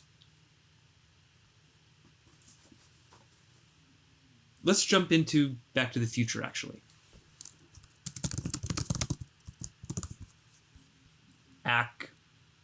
Do something. Let's see, what's the highest quality version of this? Maybe this one?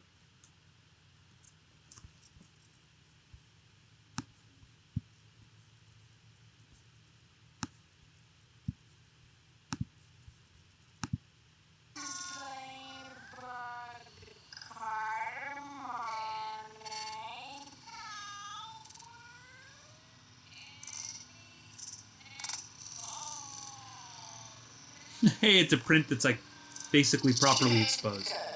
Make it a little lighter for analysis here. Subtitles we don't want, right?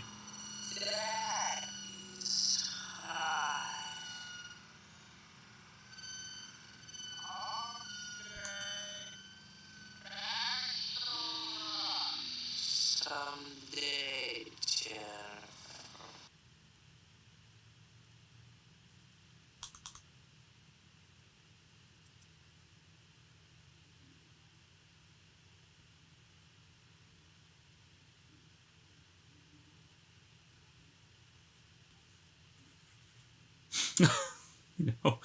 I don't know.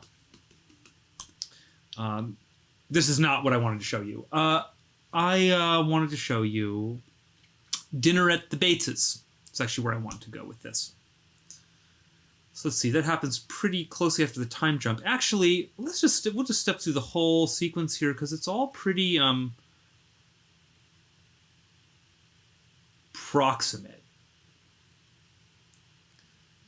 So it begins here with Dinner at the McFlys.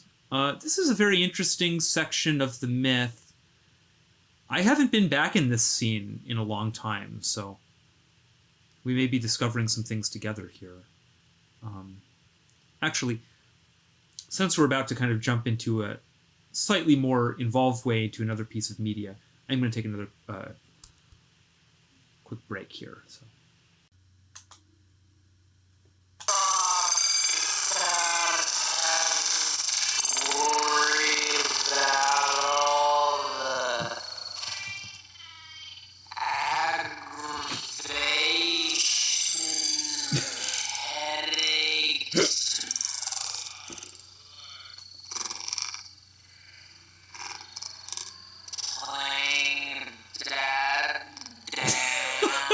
I love watching these actors in slow motion. In this film especially. They're so good. Crispin Glover is hysterical. So, here we are in this introductory scene in Back to the Future.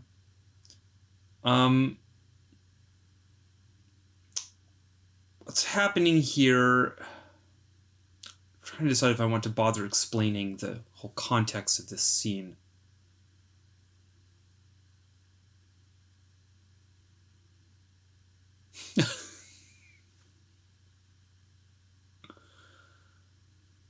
I guess not. I mean, we all basically know how I hope we all know how this story works. This is a very important story. But so anyway, the point here, besides the fact that we have another prominent sort of theme of drunkenness here, you know, which here is, by the way, it is very interesting. Here it's related directly to the idea of repression and denial, because the whole situation in this... Sorry.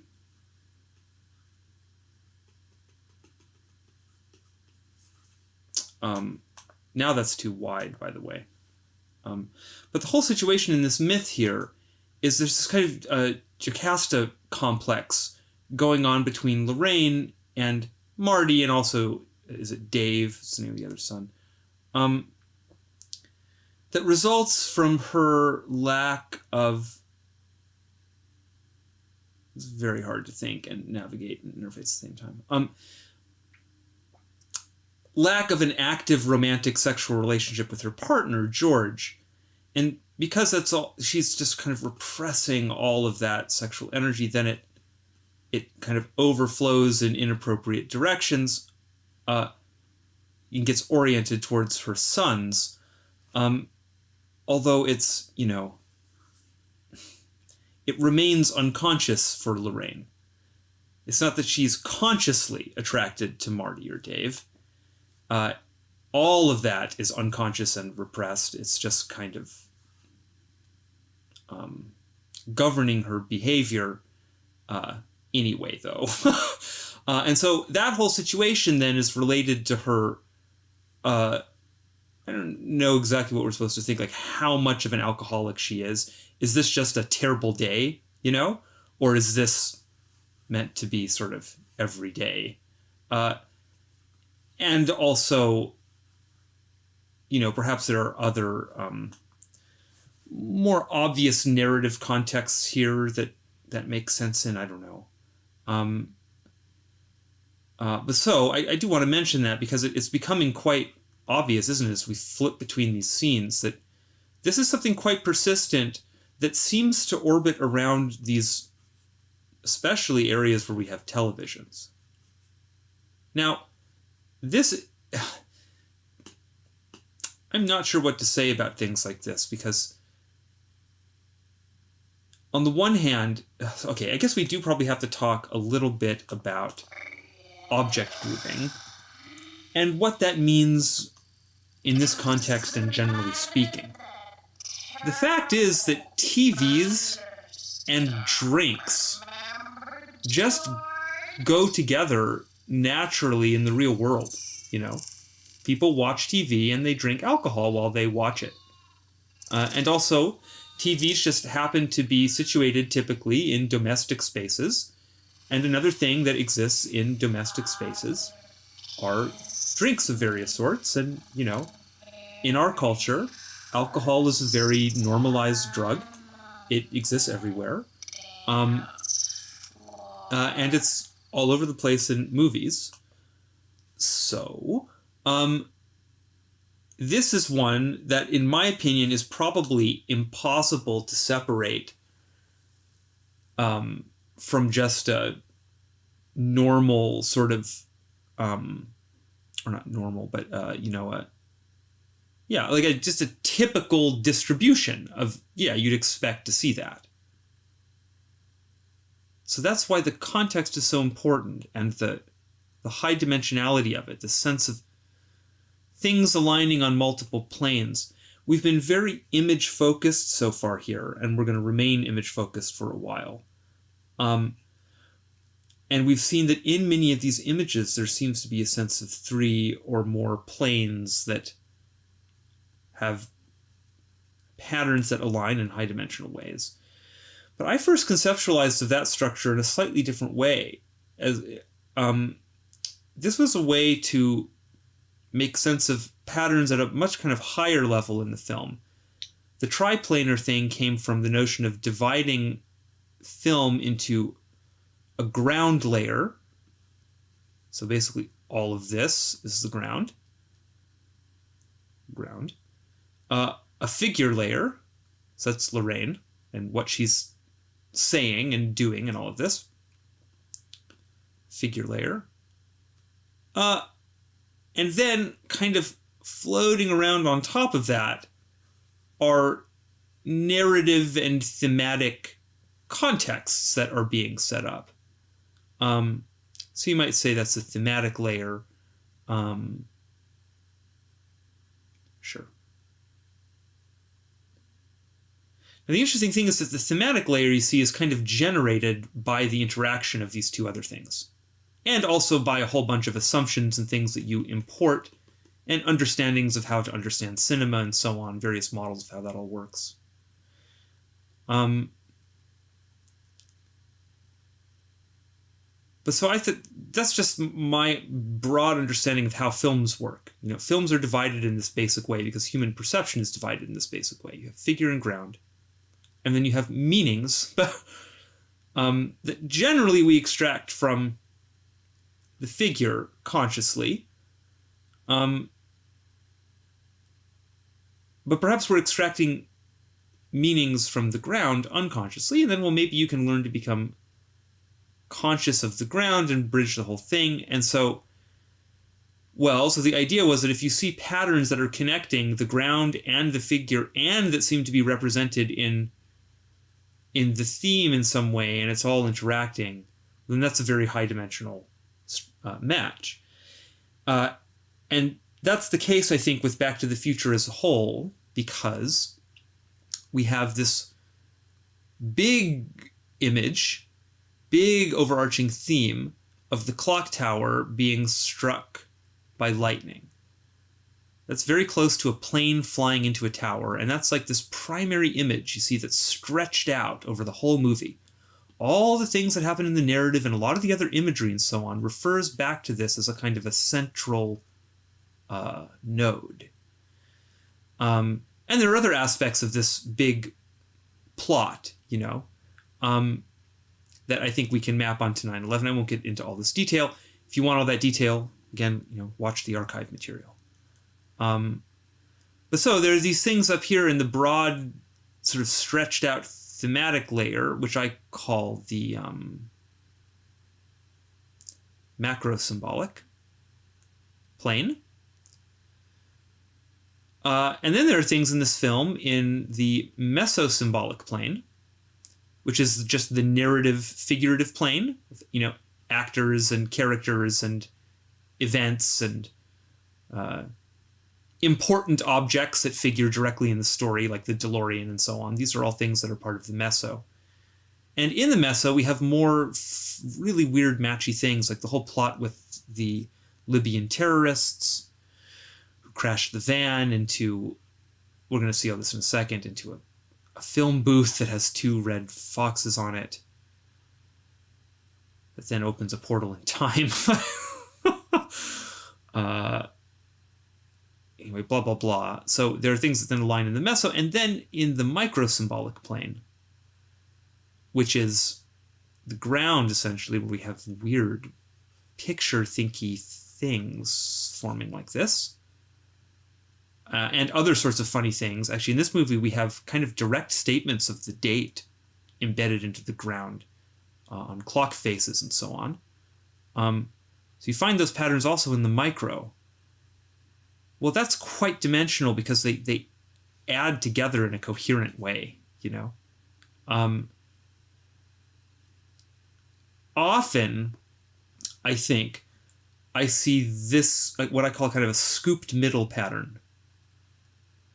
The meso often does not have a lot of correspondence. Most of the correspondences I see are in the micro and the macro and how those seem to orbit around together.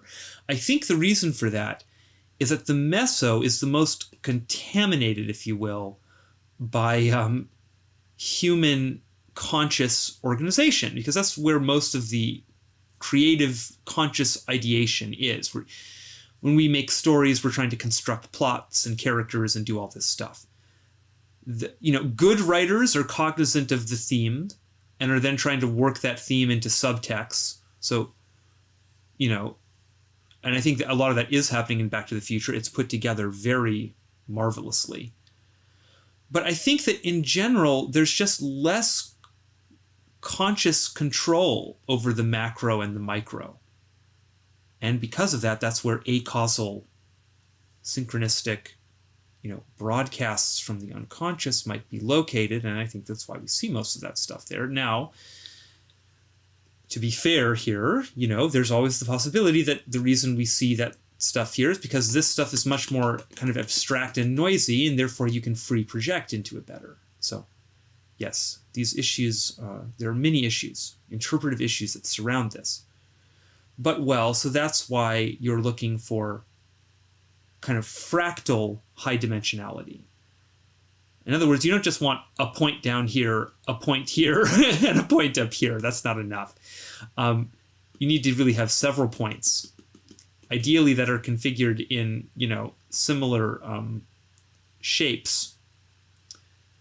And then you have matches like that. Well, that's something that is actually just, I think, impossible to happen at chance. You see patterns manifesting like that, high-dimensional way across multiple levels of analysis that all kind of have the basic same structure and that sum together to form a gestalt that really resembles some other very obvious thing, like, say, that, 9/11 and the whole image of it and general context of it. I don't know. I mean, that's what I think I'm seeing.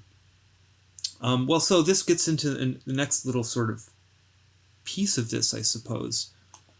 Getting back to this notion of object grouping, this is not something that I think very many people are thinking very much about currently, but I think there are actually like market-driven reasons why people are going to be thinking about this quite a lot very soon.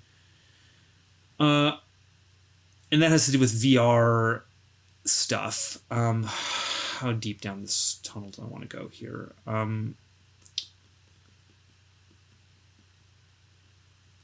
Well,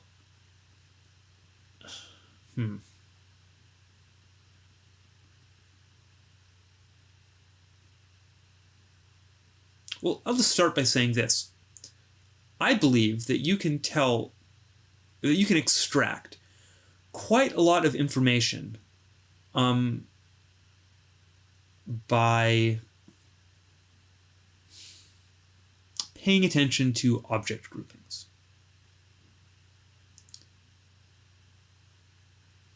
To understand how that's true, I think you have to pretend a little bit that you're an alien on an anthropological voyage, and you're trying to make sense of a completely alien culture that you know absolutely nothing about. If you adopt that kind of view,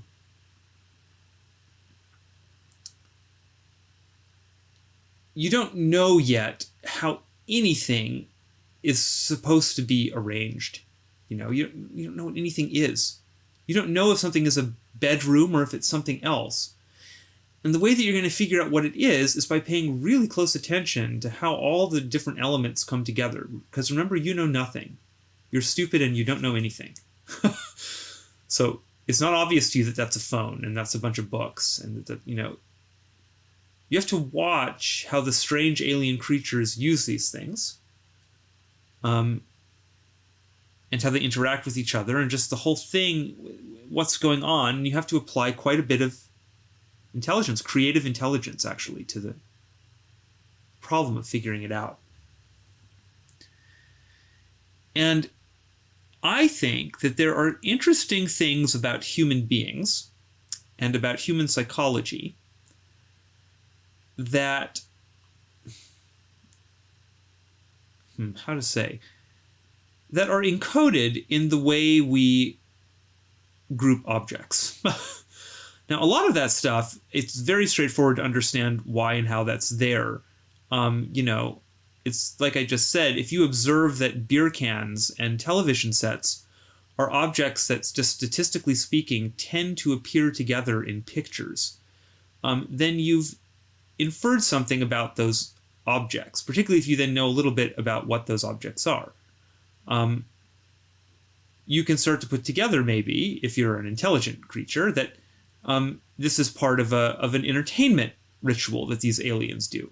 They drink an interesting kind of intoxicating brew that puts them into some kind of altered state, and then they stare at this funny picture box that flashes all these lights at these weird sense organs that they have, that then goes into their central processing unit, which in this species, maybe like in all sentient species, I don't know, is bifurcated into these two funny halves.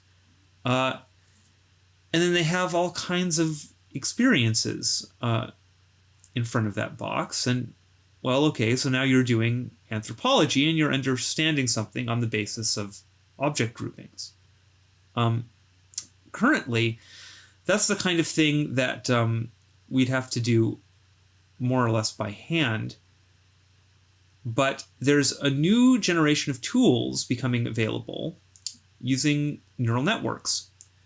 And recent advancements in convolution networks, and in particular, I think, this capsule network architecture that Geoffrey Hinton is putting together, just because of the way it navigates high-dimensional coincidences, that stuff is going to facilitate, what we're going to be able to do very soon, and what we're for sure, I think, going to do, is, the makeup is so good in this shot, isn't it? But is that we are going to take every film that's ever been made, stack that all up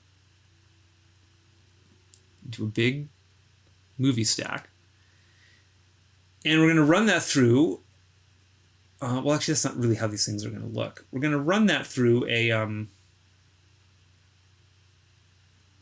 big neural network that has many layers of pattern detection, which is also how the visual cortex works. And what these things are going to do is they're just going to look through every frame of every movie ever made, and basically the first thing that they're going to do is they're going to notice big geometric alignments. And then on top of that, they're going to notice some things about color and so on, kind of up levels of detail, until they've understood the scene. And then they're going to generate all kinds of high-level sort of meta-taggy information, about this scene. And one of those things is just going to be about the objects that appear in it. It's going to be like, okay, at this frame in this movie called Back to the Future, we have a perfect place to use the indicator finally. We have a phone. We have a woman. We have a wristwatch. We have a pepper shaker. We have a wall. We have an unidentified object that maybe we can make sense of if we scrub backwards or forwards in the frame. We have a stool, blah, blah, blah. We have all these different objects. Probably these things are going to be quite a bit more sophisticated than that. Very short. I mean, they already are. But in terms of kind of the commercial things that might be available soon, as kind of usable tool sets for non-technically oriented sorts. This stuff is probably going to be able to say, okay, this woman has a facial expression, and it's going to be able to, read that expression. And it's going to be able to do that for all the other actors, and it's going to be able to maybe form a little map of of like what the emotional transformations are in the scene. And so it will be able to tag the scene as something by drawing on that sort of analysis and many other sorts of image-based analysis, as well as on the basis of its model of all the other movies it's watched. Because remember, this super neural net brain has watched every movie human beings have ever made. And so then on the basis of that, it's going to be able to infer really high-level information about this scene. It's going to say family dinner scene involving nostalgic reminiscence, and and who knows how good it's going to be able to get at doing that sort of work. But so anyway, that's all a little more pipe dreamy. Although I really want to emphasize, not that pipe dreamy. That's sort of stuff that involves a little bit of analogical reasoning and so on. These systems are already doing that. It falls out of the architecture of those systems. Okay, this is a whole other topic, but and one that I want to emphasize also, I'm not any kind of expert in. Although I did implement a neural network more or less from scratch once. Many years ago. It was a very simple neural network with like a few neurons, and all it could do was solve like XOR gates, and that was it. But it worked. And so I do understand a little bit of the architecture of these things, and I read and listen to talks about this stuff a little bit, and also have friends that are actually using the current generation of these tools. So I do know a bit about it beyond just sort of random internet person, but I don't understand it in a super deep technical way. However, these tools are already here, and so the reason that it's market driven then is that if you know what everything is in a scene, and now let's imagine, so you've done that because there's a reason not to do it. This is really cheap and easy to do now. There's, it's just this cool computer vision pattern detecting weird thing, probably owned by Google. And just like Google wanted to catalog every book that ever existed, okay, they're gonna perform analysis on every frame of every film to build up this huge library of information, or somehow, some way that's going to happen. Probably, because there's a real reason you want that information, just a mundane, like make me a lot of money reason, which is that. Okay, so now we have an object map. That's just easy. You can do that now. So you have an object map. And then you have people, let's imagine, in VR. Well, let's just use Lorraine here. In VR visors. And an interesting thing about VR is that the main thing you want, sorry, I know we're getting like so far away from the text here, but shit. Somehow these are important issues, though, I think. We'll let this advance. So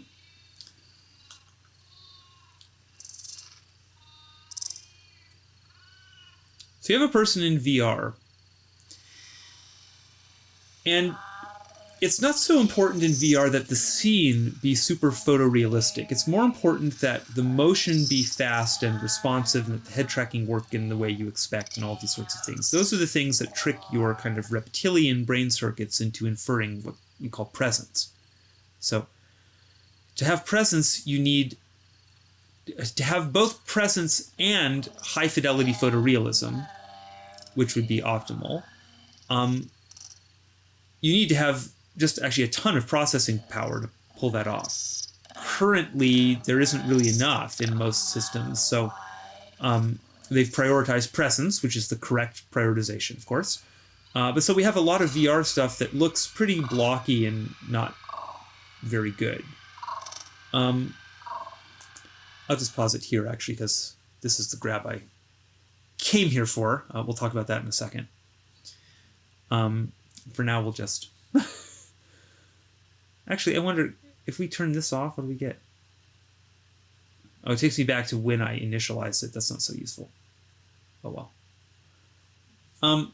But so, because processing power is at a premium, you see, you have to discover optimizations.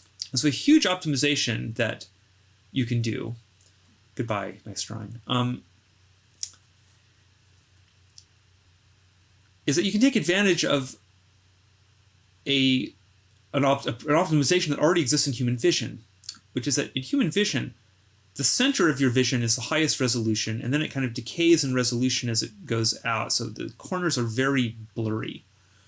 The things that you see in your peripheral vision just register as kind of gestalt shapes and forms. Your brain does some work to infer some more detail on the basis of that, probably. But basically, you're not seeing very much out here on the corners. Most of your processing, your brain's processing power is located in the center of your vision. So the idea there is that if you're rendering a virtual scene, let's imagine that this isn't a movie frame, but we're living a little bit in the future, and right now we're in a VR recreation of this scene that allows us to walk around in it while it's happening and observe all kinds of interesting things, and maybe we can sort of just like hover our hand over objects and instantly get all kinds of cool hyperlinked information about these objects, and we could just zoom in here and instantly watch this whole episode and just do all kinds of cool stuff because we're living in the future now and good tools exist. Can you tell I'm desperate for higher level media analysis tools? So, okay, you're rendering this scene now, and it doesn't make sense to spend a lot of processing power rendering things in super high resolution out here where people aren't looking. But of course, the problem is you don't know where people are looking, except, oh, you do, because all these headsets now have eye tracking built in precisely so you can perform this optimization, and also so that you can start to do some potential sort of focal length, depth of field shifting things depending on where people are looking. So if someone's looking over here, you spend all your compute rendering that in really high resolution, and you just render this stuff in a low, blurry way. And as the person's eye moves across the scene, you're tracking that with a little eye tracker, and you just move your bubble across in synchrony with the eye. Pretty cool, huh? Well, but then a sort of an accident of that is that now we know where people are looking in a frame when they're watching non-interactive content, like a film. And so one thing that we can do is if someone is in a VR environment and now they're in a virtual movie theater and they're watching Back to the Future, and you notice that in this scene that's playing out, that this person is watching in slow motion, maybe for some reason, because they're a very strange sort. Their vision is for some reason not looking at what this system happens to know 99% of viewers focus on, which is either George or what George is looking at. But for some reason, this person is looking at this thing here, which is this board game called Life. Which is a very funny thing, actually, to see positioned here in this scene. But, can you figure out yet why that might be useful information to, say, something like YouTube? Because then they could advertise at you on the basis of this. They could say, oh, this person likes this board game. Let's see if they wouldn't want to purchase this board game. And, we all know YouTube is already doing this sort of stuff on the basis of other things it thinks it knows about you. As soon as it has this level of granularity, it can tell really where your focus of attention is in a frame. Well, actually, I'm a little worried about this because I think these systems are going to be able to infer some pretty depthy information about people's psychology on the basis of that stuff. There is a kind of a privacy issue or series of questions here. I mean, many, actually. As always, it's sort of like these tools are coming before we figured out the ethical implications and so on that surround them. Anyway, I also think that because I believe the patterns we're observing here are objective patterns, I think that these strange robot eyes that are just really, I want to emphasize, just on the precipice of doing this sort of work, they're just about to be unleashed.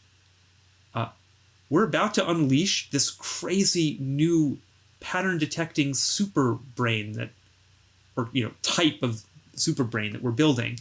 We're going to unleash these brains in super brain, whatever. Super. I hate being dumb with metaphors like that. Just like supercharged pattern detecting computer algorithms. They're going to go through all this content and just sort of look for patterns, and they're not going to know what's a useful pattern or not, probably. So they're just going to look for, in general, for high dimensional structures that imply organization. Probably there's going to be something like that, And I believe they're going to find these very patterns. They might even be smart enough, and I really wonder about this, to connect it back, to what we're taking to be the reference object.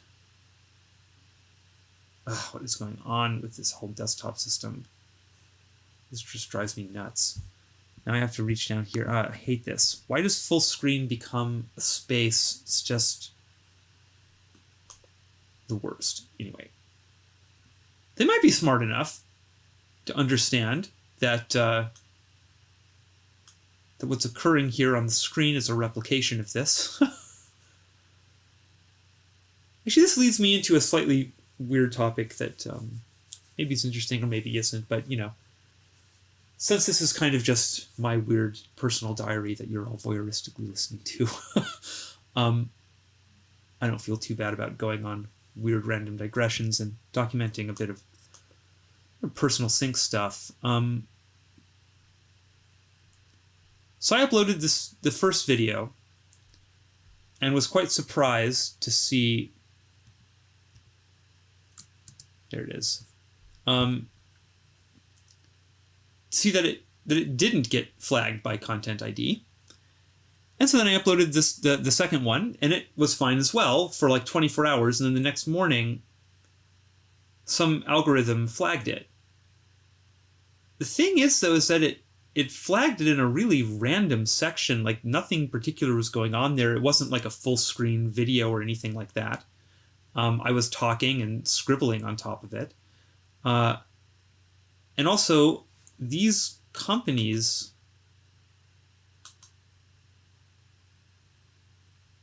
That's just not going to work now. There we go. I don't think have anything to do with the Hellraiser, property, which is the only thing that could have been ideable in that context. But it was that area where, Kirsty being chased by the atomic kid is happening in the corridor. That's what was playing, I think. And it was just playing in a little window down here with some other stuff up, and I was just talking and drawing. Somehow it flagged that, but I have no idea who or what this is. I looked up these companies, and they seem like kind of weird, like low-level players or something. I have no idea.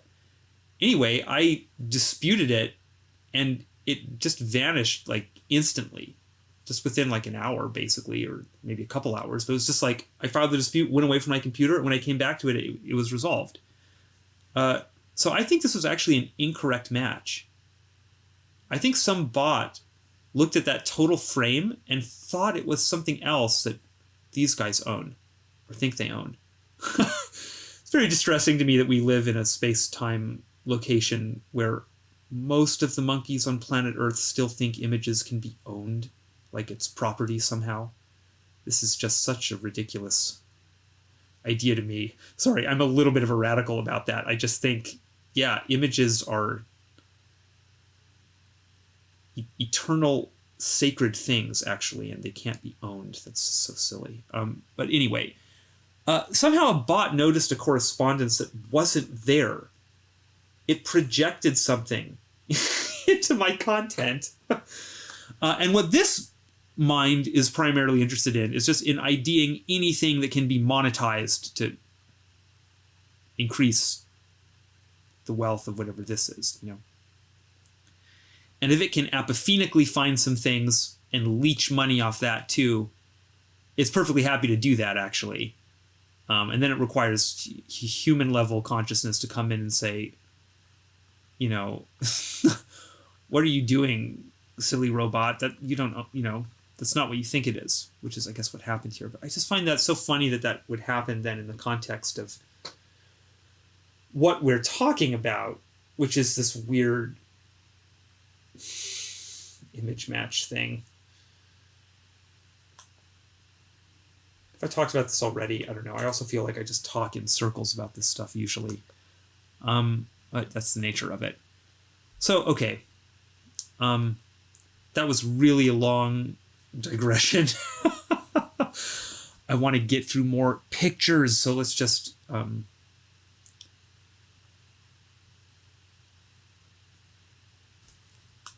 do one quick thing on this one. I'm just going to leave here as a suggestion, you know.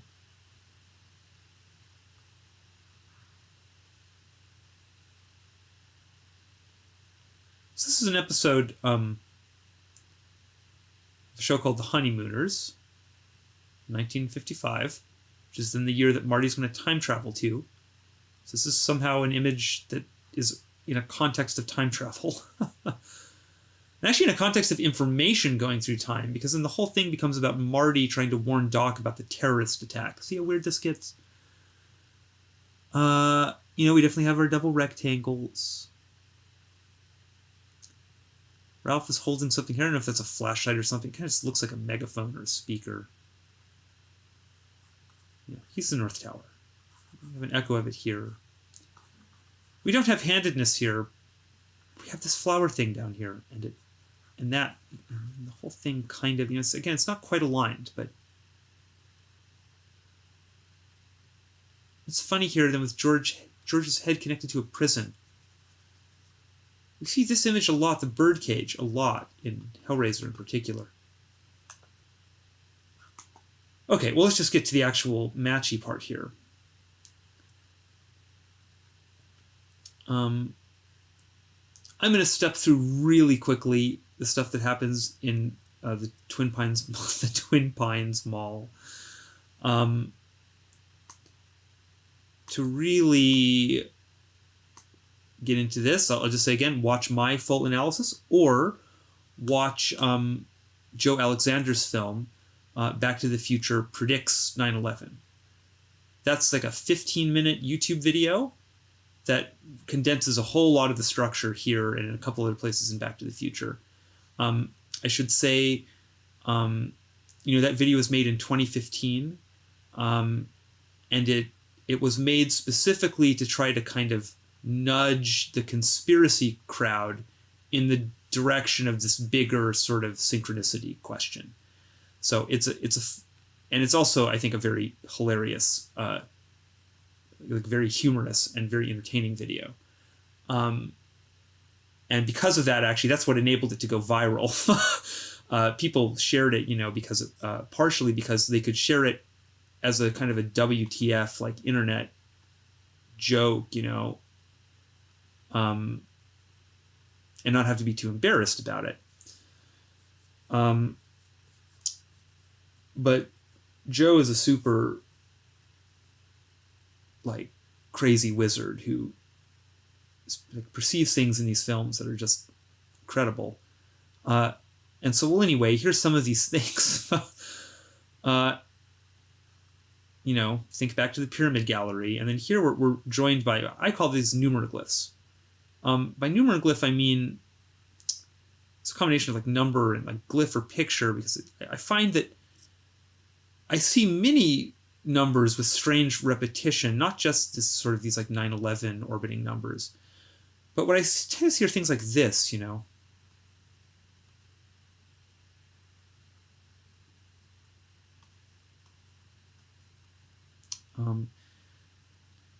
If you're noticing kind of like what all the things these numbers have in common is that they are little pictures. They're close to archetypal images, I think. So I'd say those are like snakes. this kind of an image of double serpents, which is like a kundalini. People who followed my stuff for a long time now are very bored by this now because I talk about this notion all the time. So then this, this is a lightning bolt. This is very archetypal. It's two pillars, like columns, and then like a serpent in the middle. That's wow. Same with 121. 69 forms a union of opposites, a yin yang, and just in general, sixes are spirals. Nines are spirals. Threes are like snakes. Ones are like columns. Just notice that, it's also just interesting looking at numbers people have superstitions about. Like 13 is a really common one. Well, yeah, it's an archetypal image. It's a column and a snake wrapped around it. Of course, people have weird, numinous feelings about that number. But it's based on the picture correspondence primarily, I think. So we get one here, and it happens to be one that is very close to 9/11. And actually what Joe does, Joe's big on this. For some reason it occurs to me less to do this, but man, it certainly yields cool results. Like flip it 180 degrees and you get a real perfect image of it. Which also then additionally kind of suggests the twin pines, i.e. towers falling, Really strange that. I'm very happy that we now have the ability to quite quickly, whoops, right, I need to do this, play around with these images like this.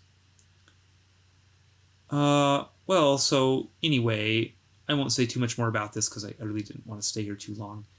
The main thing that happens here, is, well, we actually get mini images that are funny matches. We definitely have the appearance of these strange, let's just let it run a bit. This is just great stuff. I also just love this scene. By the way, yeah, some of this is fresh for me. I didn't think about this before.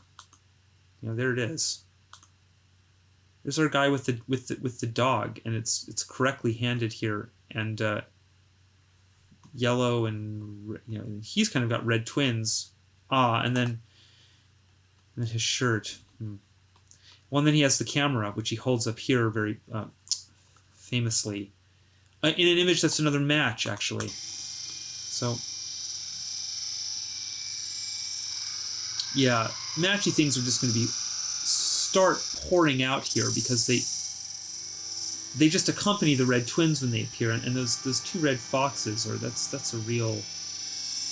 You like my impossible weird foxes here? They look more like strange worms or something. I don't know, angel ghosts. But they're just floating around here, and so I think all the rest of it somehow comes with it. I don't know. It's weird to assign that kind of causality to it, obviously.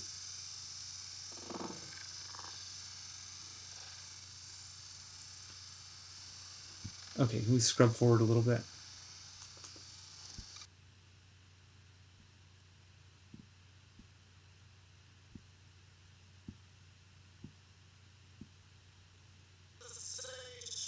Here we get another match. Twice, so it's reflected. On clocks is so bizarre. Also, well, this antenna appears, and in the really famous, iconic stuff here, when the DeLorean finally lights on fire and all of this, and leaves the two big fiery streaks, I mean, we have a pretty correct handed image here. There's the belt that we identified before. There's the red, sense of the two towers. It's just, this ought to be here, but wow, pretty close. Let's focus on these numbers, Well, and actually that image was was a match, wasn't it? Because we had the yeah. Right.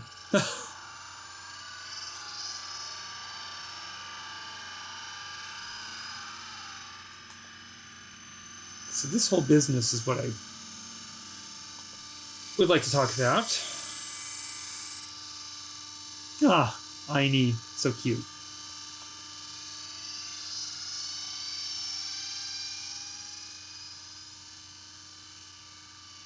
Well, actually, we're in the wrong place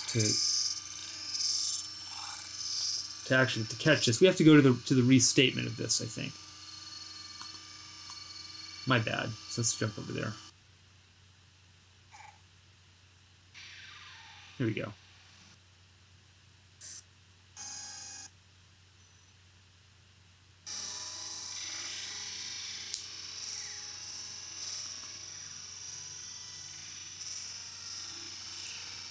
So here's a vehicle driven by terrorists pursuing the DeLorean.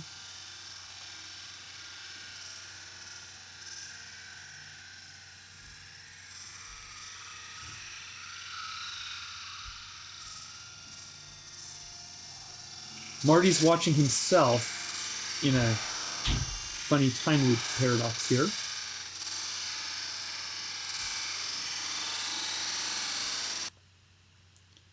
DeLorean time travels, leaves the two red streaks, kills Saturn. We get into all this in the archive. It's long and kind of complicated, but I think really compelling.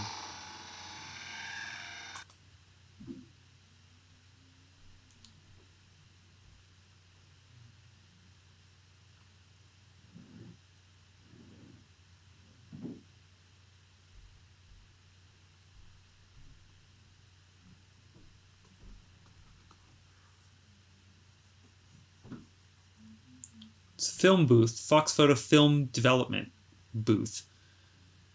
So, it's a communication tower. It's another inverted one here, but man, the two red foxes. It's amazing.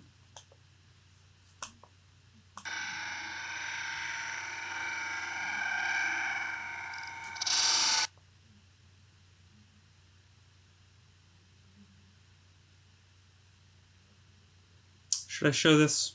Yeah, I'm going to show this.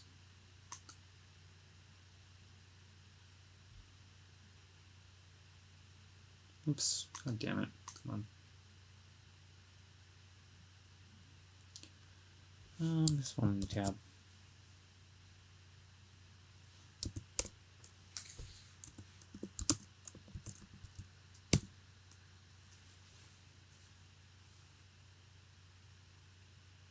So, it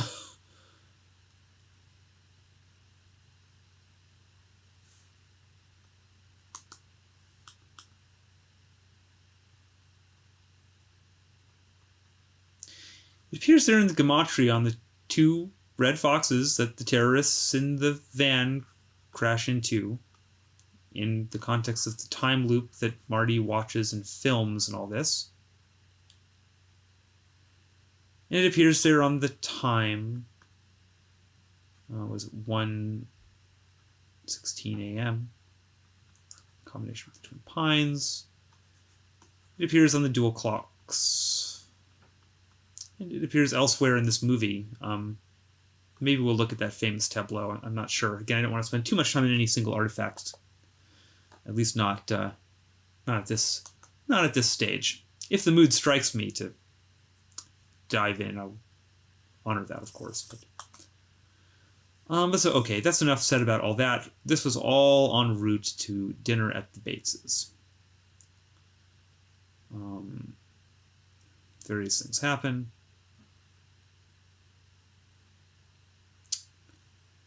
Yeah, I'm gonna have to watch this one in full pretty soon.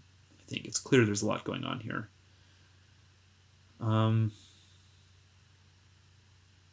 So, okay, here we go.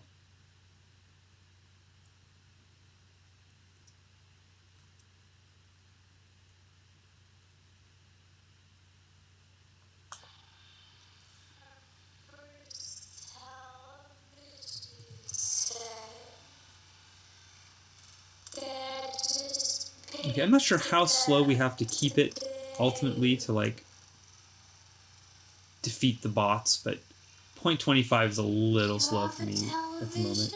Let's do 0.5. Oh yeah, we have two of them. We have two of them, two TVs. We have just this notion mentioned here. Two TVs. Honey, he's teasing you. Nobody has two televisions. No one has two television sets. I find this quite interesting because of the way the scene is constructed. Here's the television set. Here's the antennas.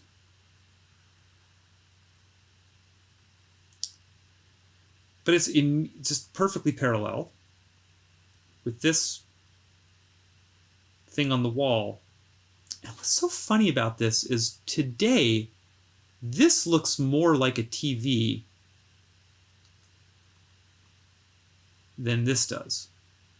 This is some weird antique that, what the hell is this? Is it a radio maybe? Why does it have, I mean, even that is, it's amazing how quickly technology is changing. But in the very near future, and maybe it's already true, we're going to have a generation of people that will really think, I mean, of course, it's obvious that that this is not a TV, it's a painting, but a TV is a flat thing that sits on a wall. Who knows what that is? It isn't going to be until the scene cuts back to it, maybe, that then people would be able to idea it as a television. But so on this thing that I think we can think is the second TV, we've been led to by the dialogue a little bit. What do we have in that image? Well, let's do a couple things here. First, let's pump this a little bit so we can see what's in the picture better.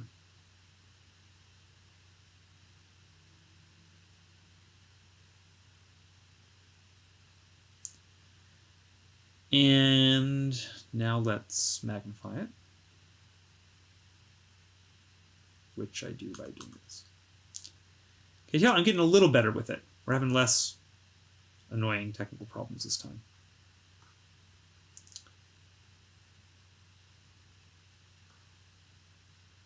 Okay.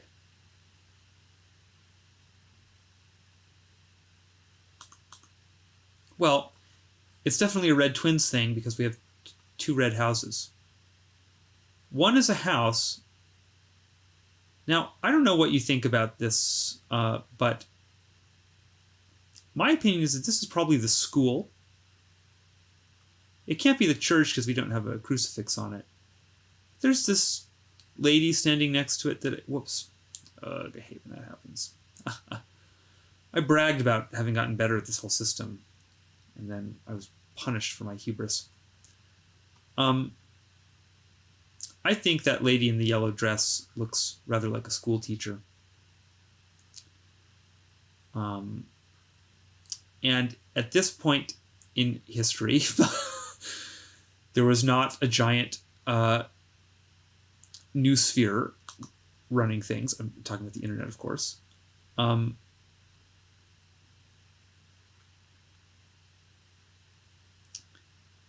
So information would have come in and out of a small town like this by horse, letters delivered and so on. So I think broadly this is the communication tower. It's a school, it's about books and education and all this. Anyway, this is a red barn. And to me, a red barn is about burning, Barns burn down. And Marty crashes into a barn. It happens just before here, So crashing into the barn and the crashing into the Fox photo film booth, the red foxes, all this fire stuff. And in any case, this is the one that touches the left side of the frame. And then we have this flower, plant thing growing out of the right side of Mr. Bates's head, but it's the lower left side of the image, so I think it's broadly handed. Okay, how do I get my... There we go.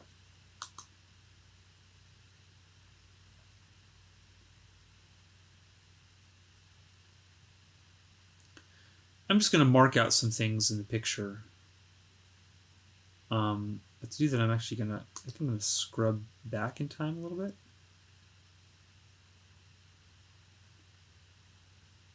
Yeah. Let's just play.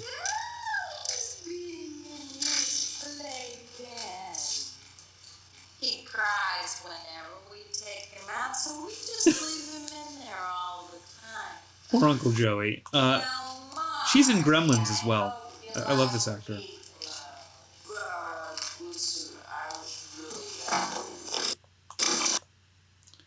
Okay, maybe that's a good place to grab it. I'm not sure. This is a bit much, eh? That was calibrated for when we were looking at the picture. I guess that's what that was. Now that we're in the bigger scene, I don't want it to be destroyed. There we go. So I'm just gonna, you know, at a certain point, I don't know how useful it is to even narrate this stuff, you know. We'll just draw.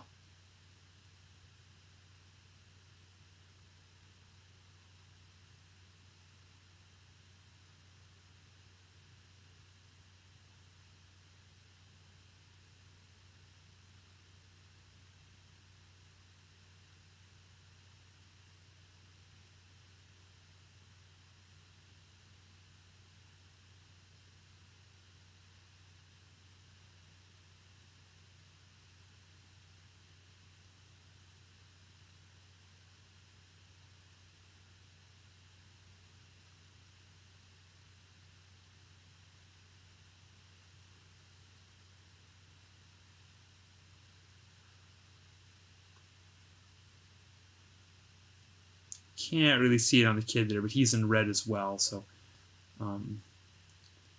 that there's kind of a mirrored, or not, yeah, like a obvious connection there.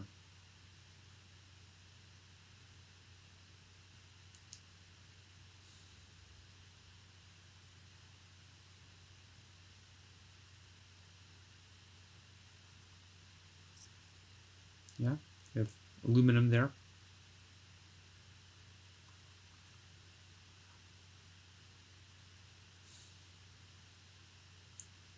This is funny because this one's sort of, you know,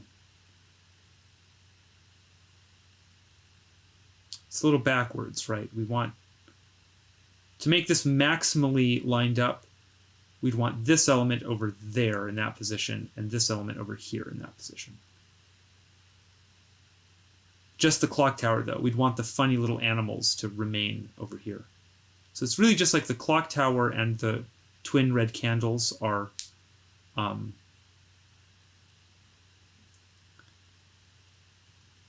not quite where you'd want them.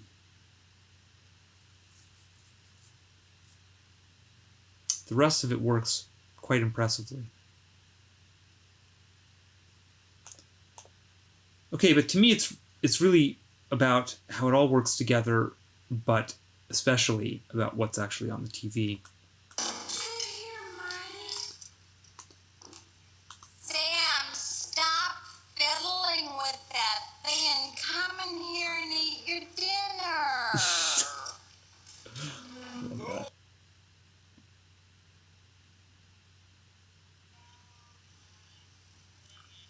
Oh. Yeah. Oh. Come on, where is it?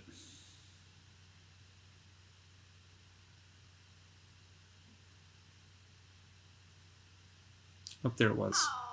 Oh, let's just let it play. You must be rich. Oh, honey, he's teasing you. Nobody has 2 television sets.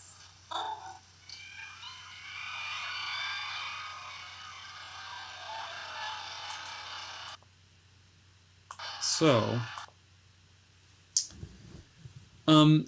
this one is backwards. However, what I want to do after we talk about what's here is just watch this episode of The Honeymooners, because the whole episode has dimensionality within itself, I think. And also it's just kind of I just like watching old stuff. So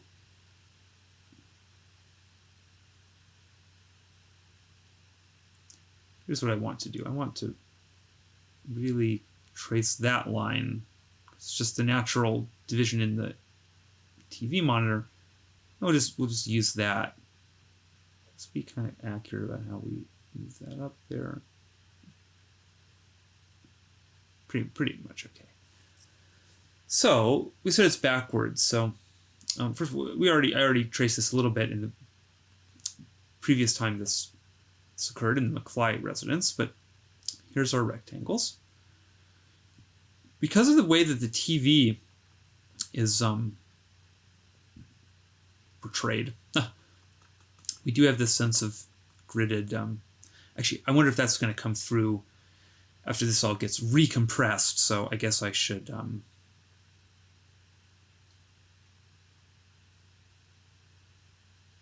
make sure that that's visible. See, there's all the banding.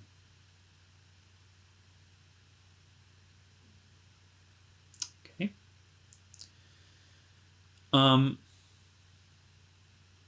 This is Ralph and Alice. Alice has bright red hair, actually. So if this was in color, we'd have bright red hair there. I don't know, but I assume that this tablecloth is an alternating white and red pattern. Since it just looks like that kind of like pizzeria style tablecloth, you know. So it's like that. Who knows what the colors are on Jackie Gleason here? But he's definitely in a weird aluminum hat with a little thing on it. And that's the side that the antennas fall on. See, it's not quite symmetric. How weird is that just lands over there somehow? And then he has like dials and controls and this weird thing that's, who knows what that is. Maybe it's a light. Maybe it's a metaphor. It's all in kind of weird, like, spaceman gardener territory, you know. He's trying to be the man from space, right? That's the whole joke in the episode.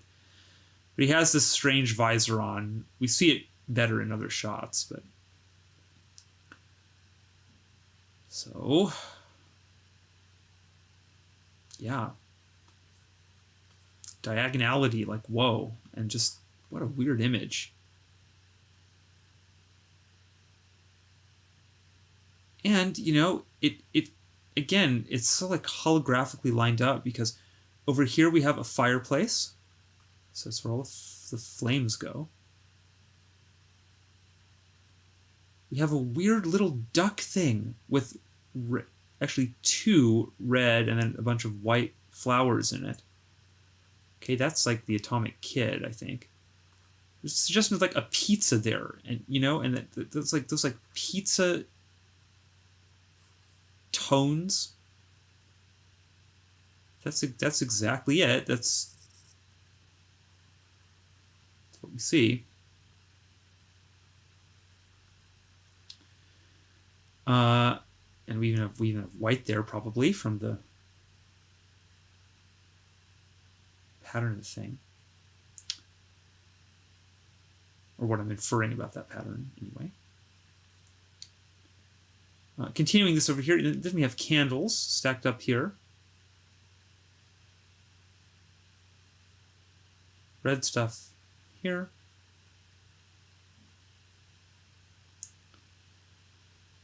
And on this side we have the aluminum there. You know, maybe we can count that. I don't know. I think it's mostly about how this stuff stacks up over here, though.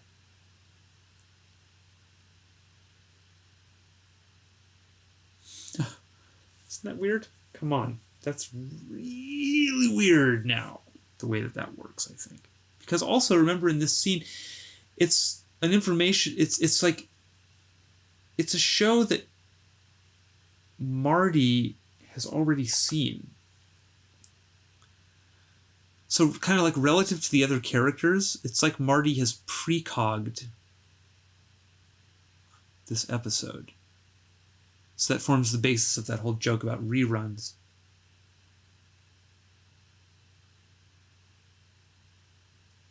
Well, I think now is a good time to just jump into this episode.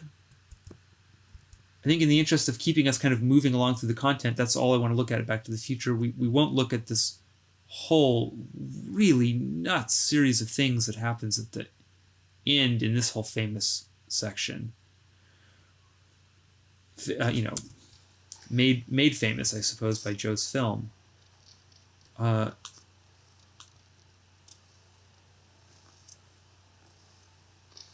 Maybe we will just do it super fast, because why not?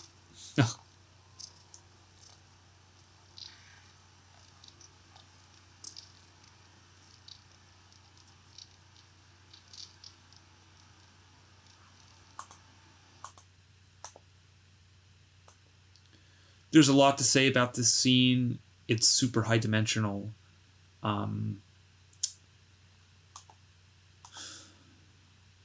What to focus on? Well, named for, there's the Atomic Kid on the movie theater here. Here's two rectangles, a yellow vehicle, sense of it on fire. This is all correctly handed, by the way. Here's all the fire stuff. Here's the vehicle on fire, which is yellow. 9, 11.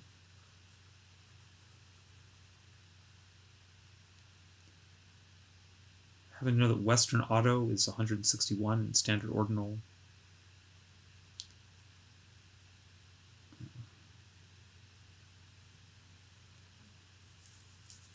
Here's our pole that's connected to a wire that goes up to a clock tower that gets struck by lightning. So that's the North Tower over there. Here's the South Tower. There's also the movie theater. All the pictures are over there. Which is also, it's a movie theater that becomes a church in 1985 and then becomes an art gallery in 2015. There's also lots of strange astrological things happening here. Also, The Atomic Kid itself is a film that contains matches and other very weird things. But so anyway, I said I wasn't going to talk about all that.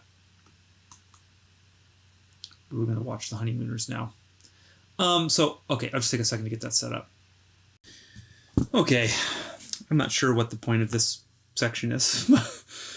Just messing around and eating macaroni and cheese while we watch this thing.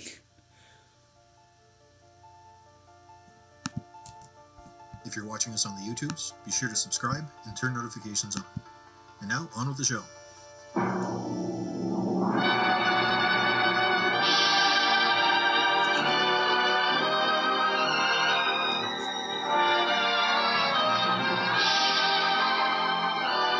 Jackie Gleason, The Honeymooners, with the stars Art Carney, Audrey Meadows, and Joyce Randolph.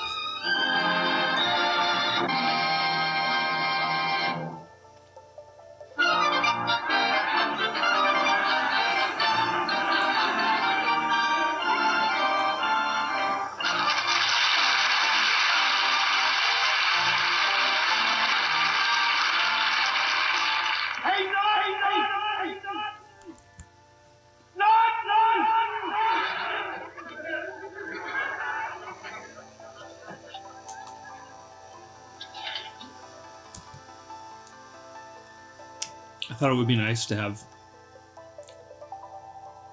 some adventuresome background music. But I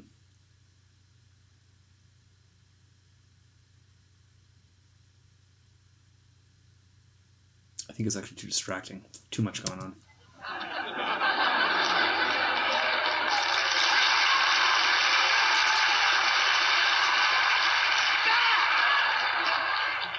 What's the matter? What's the matter?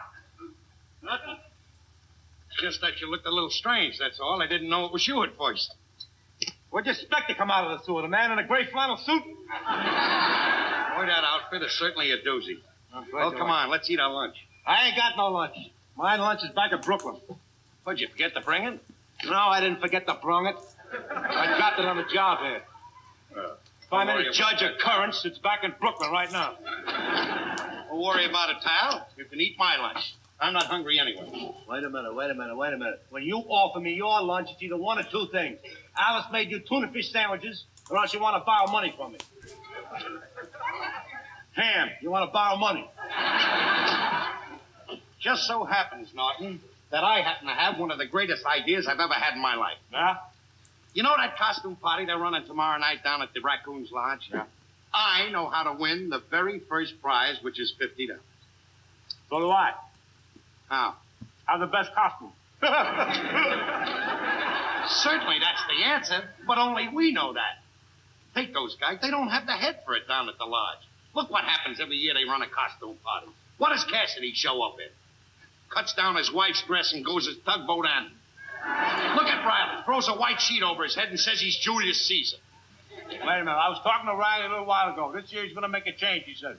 This year he's going to throw a sheet over him and go as Mark Anthony. Well, that ain't going to win him the prize either. No? My way is the only way. What way is that? Well, to start off with, you lend me $10. I go down to a real costuming house and get a professional costume. That means that the other guys ain't got a chance. How can they win with me running around in a professional costume and them wearing those homemade things? And get this, I invest $10. I win $50, which gives me a $40 profit. Well, you are a genius. Really think so, Norton? I know so. Because you think like me.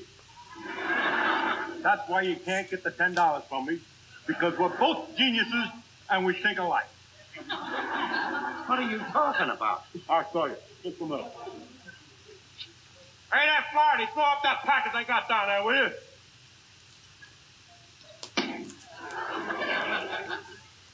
You know what's in this here package? A costume I rented this morning for the party tomorrow night. You rented a costume? Certainly I rented a costume. I'm going to win the $50 prize. I told you we both think alike. Norton, you are a snake. Of all the low-down conniving tricks to steal my idea. What do you mean? Already I find this very odd. Because it's a coincidence. Right? This whole episode is opening with a little joke. Kind of about synchronicity. Or put another way,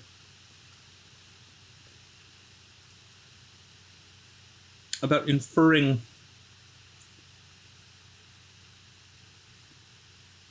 an incorrect causal interpretation of something that must have happened in a different way.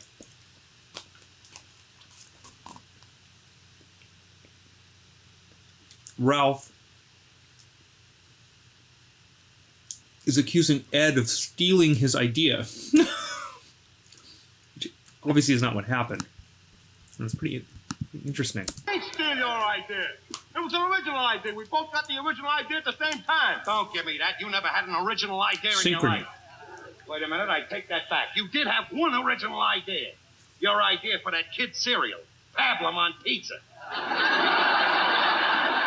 Just don't laugh. Don't laugh. It's catching on. It's catching on, huh? Well, I just want you to know what you just did. You just declared total war. Not only did you steal my idea, but you used the $10 that I was going to use to put my idea into operation. Just remember, Norton, this is total war. All right, now, wait a minute. Just simmer down. Just simmer down. Look at the facts. Look at the facts. I got this here costume this morning. You told me about your idea a couple of minutes ago. How did I steal your idea? I don't know how you did it, but you did it. I had this idea more than a week ago. Well, you didn't tell me about it. How could I steal your idea? You know, it's just like people freaking out about a coincidence. That's the opening of this thing that this movie quotes. Nothing left to say. Just one more thing, Norton. From here on in, we are deadly enemies. I don't want to see you. I don't want to talk to you.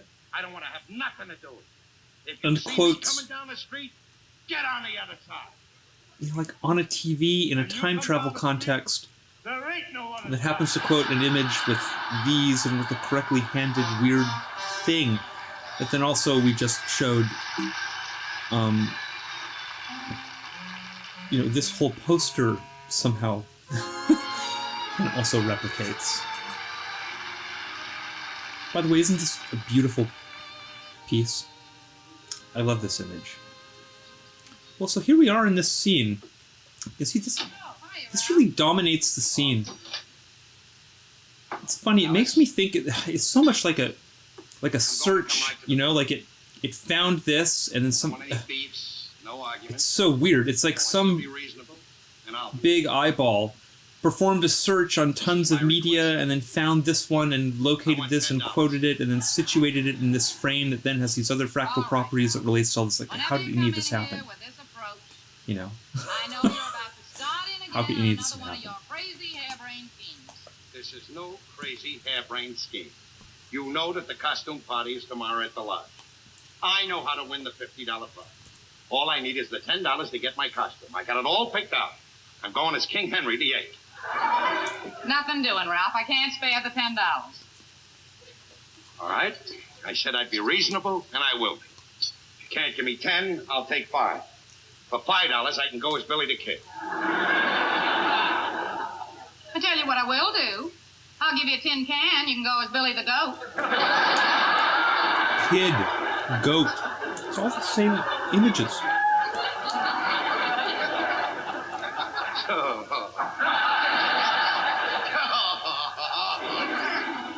Bang, zoom. Listen to me, Ralph. I don't want to hear any more nonsense about renting a costume. I told you over a week ago to start making your own. Now, why don't you use some originality? Show some ingenuity. Why don't you use your brain? Because I want to win first prize, that's why. Well, you can work it out any way you want, Ralph. All I know is you're not getting the $10. And I gotta hurry up and get dinner ready because the Nortons are gonna be here any minute. What are the Nortons coming down here for? I invited them for dinner. Oh, is that so? Well, for your information, the So Nortons this is aren't already in this house. Ralph, I had to invite them for dinner. Don't you realize we've had dinner at their house in this 3 nights configuration. already? It's mirrored, of Their course. hard luck. I don't mind Trixie eating here, but Norton, not a morsel does he get.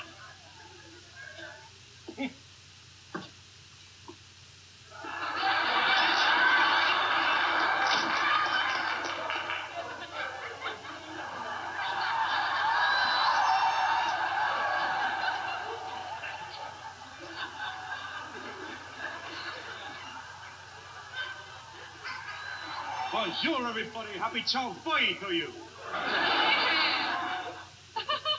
How do you like it, Alice? I just thought I'd slip it on and see how it felt. Get the feel of it, you know. Oh, Ed, you look wonderful. But who are you supposed to be? I am Pierre Francois de la Brioche. Well, who is he? Who is he? You never heard of him? No. Oh, he's been a childhood hero and idol of mine since I was a kid. Well, what was he, a king or something? What, you kidding, a king or something? Oh, yeah, Francois de la Brioche was a great man. He designed and built the sewers of Paris. Well, it certainly is quite a costume, isn't it, Ralph? That is the most ridiculous thing I've ever seen in my life. Methinks I detect the presence of the green-eyed monster. You don't detect nothing. I'm not jealous of you, Norton. Just remember, So, any dope with $10 can rent a costume. And on top of it, you somehow we have a stole the pirate idea from me. appearing also in this scene. in this same little area, you know, a pirate. I mean, I know it's a French nobleman, but visually, he's like a pirate, which implies hijacking.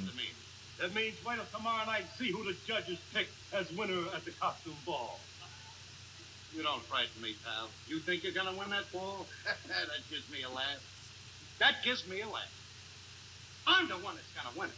Oh, you're gonna win. Up to now, I wasn't interested in going into the contest. Not at all, pal.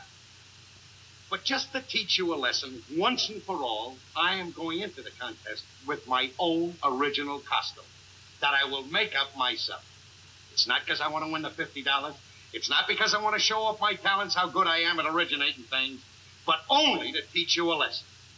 Now, what have you got to say to me? Your word to the immortal Pierre-Francois de la Brosse. Le plus... Oh, shut up. You can break it up right now. These jokes are like so dumb. Ed, where's Trix? She's upstairs. She'll come down in a little while.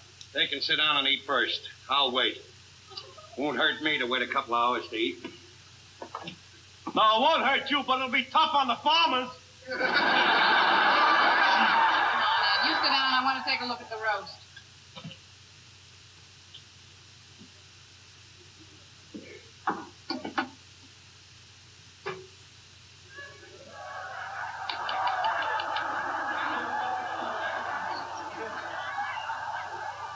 See that?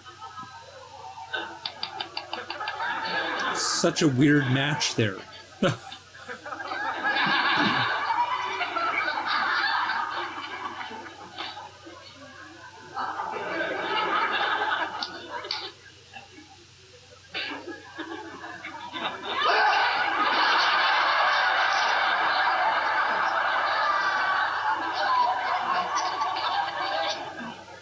Bellevue is calling.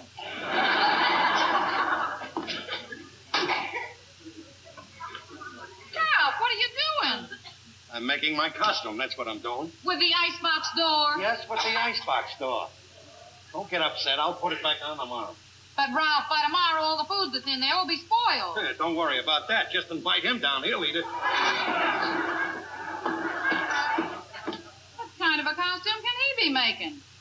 I don't know, but if he took the whole icebox, I'd say he was going as a junk man.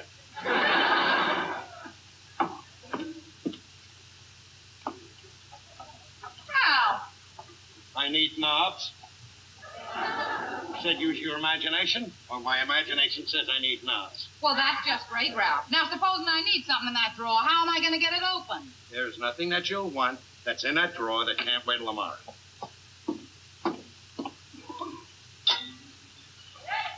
Where's the flashlight? It's in with the things that can wait till tomorrow.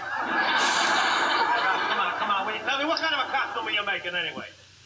I knew you were going to ask that question. So, I knew you were going to ask that sort of question. starting over here. But you'll get no answer from me. Aluminum things over on this side. So one idea for me, you're not stealing this one. Just remember that, pal. It's in the thing that can wait till tomorrow. All right. All right.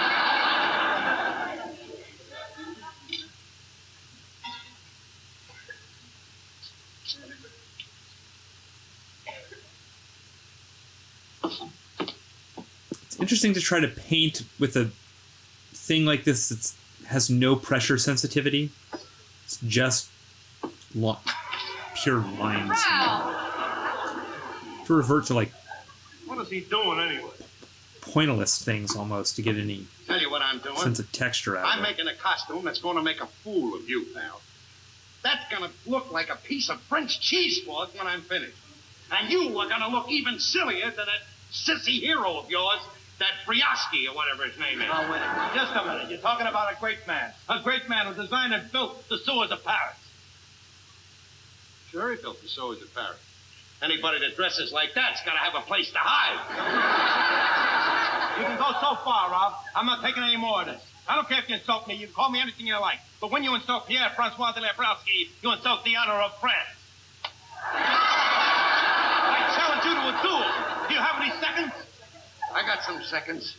I got 2 seconds. And you better use them to get out! Get out!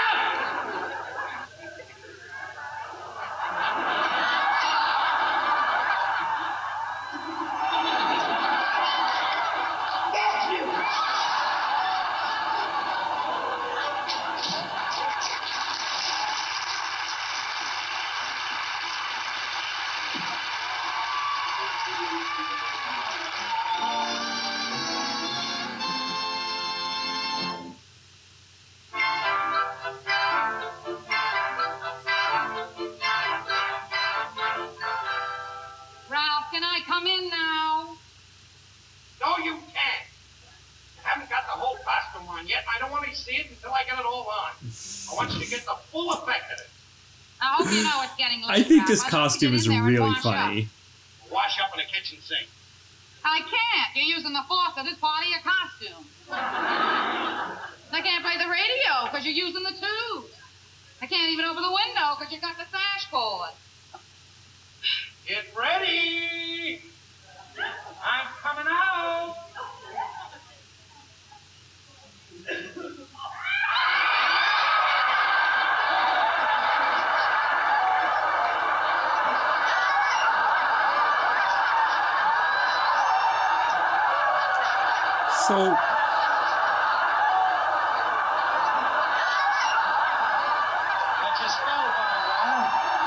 So this is the section that gets quoted.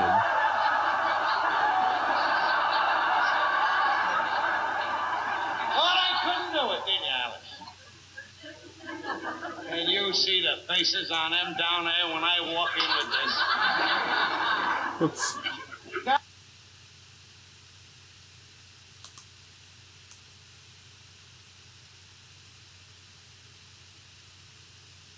Let's see here.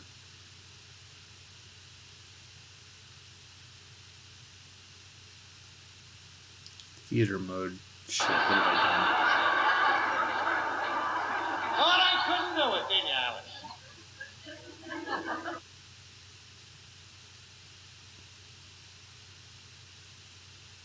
So it moves around a little bit. We can see here that we... Oh, no, whoops. Ugh. I made it tiny for painting, but no, make it a reasonable size for analyzing. Come on, okay. Well, okay. Maybe let's not linger on this for too much more time.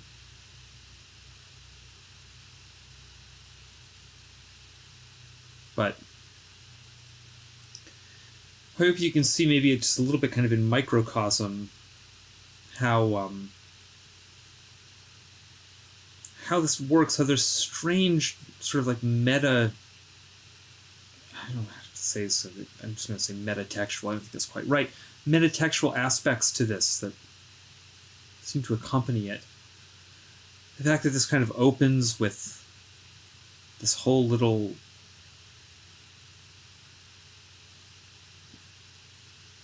parable about coincidence, and then it's just too much. Okay.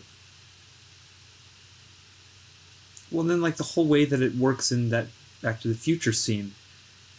I always call that scene the 9/11 feast, you know, because they're all kind of sitting there eating. It's like almost like a Last Supper scenario, and they're watching this image match play out on TV. And it's so ominous, you know, then in the ground to have like a clock tower with the atomic kid. And then those two burning candles. Well, they're not actually burning, but two candles, though.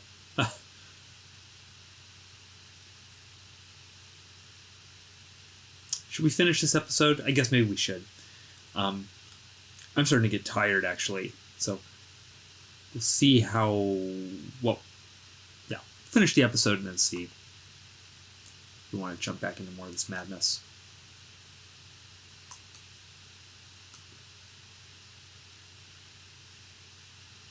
And you see the faces on them down there when I walk in with this. You gotta admit it, Alice. You gotta admit it. When the chips are down, I'm ready to go. The wheels are turning up here at all times. Well, what do you think?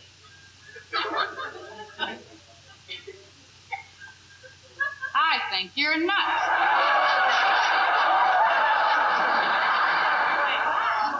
None of your funny stuff, Alice. What do you think of the costume? Well, I gotta admit, it certainly is original, Ralph. There's one question I'd like to ask you. You've moved it already. Let me have that. That's my teenager on. While we're on the the subject, what are you supposed to be? What am I supposed to be? The man from space. Oh, is that what a man from space looks like? What's the matter? Aren't you up on current events? Don't you read the papers? Don't you read comic books? That's the trouble with you. You don't know the latest developments. I don't know the latest developments. Who is it that lets your pants out every other day? Oh, you're all right, Alice. Regardless of what you say, this is going to win the first prize. They'll know what I am down there. Ralph, you asked me what I thought of your costume, so I told you. I did not recognize you as a man from space, and no matter what you think, the judges are not going to recognize it either.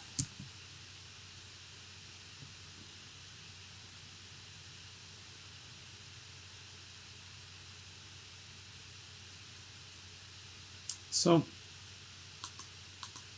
just again to emphasize, alternating black and white. It's really happening there again. And I think to me, it just reminds so much of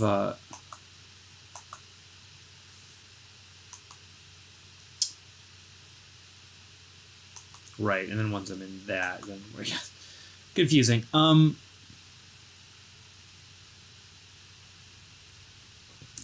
Where is it?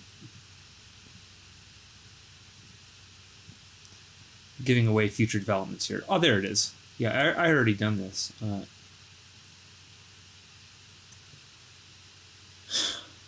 It's just the same weird figure, And just...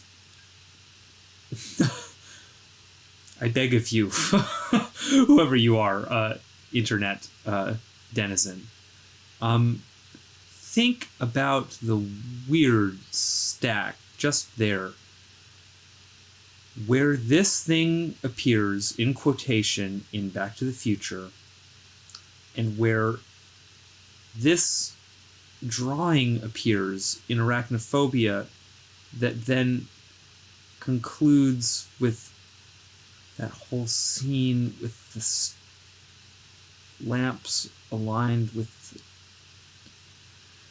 towers and the windows and the whole handedness of that whole thing and how it unfolds, and the whole metaphor there of like an earth, like a tremor from the earth, from the ground. Where's Marty looking? He's looking at his watch, of course. I wonder what's on his watch.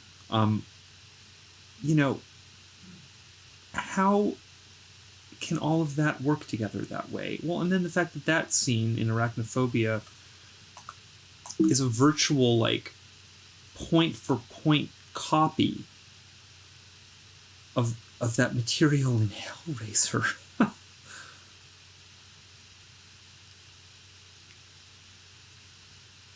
wonder, how long it will be tenable for anyone to maintain the idea that there isn't something very unusual going on. I don't know, it seems to me like it's mostly an issue of just people don't relate to pictures this way, They don't read them this way. They don't look for things like this. I mean, why would anyone, I guess? But also, I think people aren't used anymore to, or maybe ever, I don't know, to thinking about pictures symbolically. Yeah, there are a lot of uphill battles probably to communicating any of this. I'm trying so hard, but it's also I don't even know what I'm talking about, because what is even going on here, guys?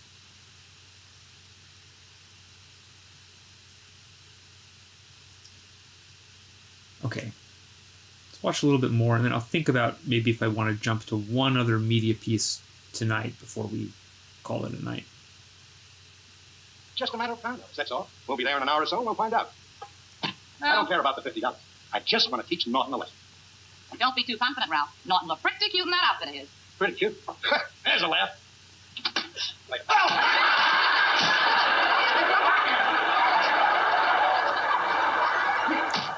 Oh, it's you, Ralph. Boy, I'm scared for a minute. I thought we'd been invaded. Invaded? Did you hear that, Alice? It didn't take him long to find out that I'm the man from space. Hear that? Catch that? Invaded by Sherman tanks. Invaded. They're talking about an invasion now. So, we had Ed kind of looking like a pirate. Now there's this theme of it's talking about invasion. This is strange. These are all accidents.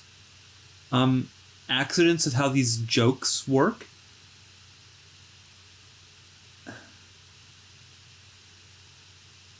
But they work.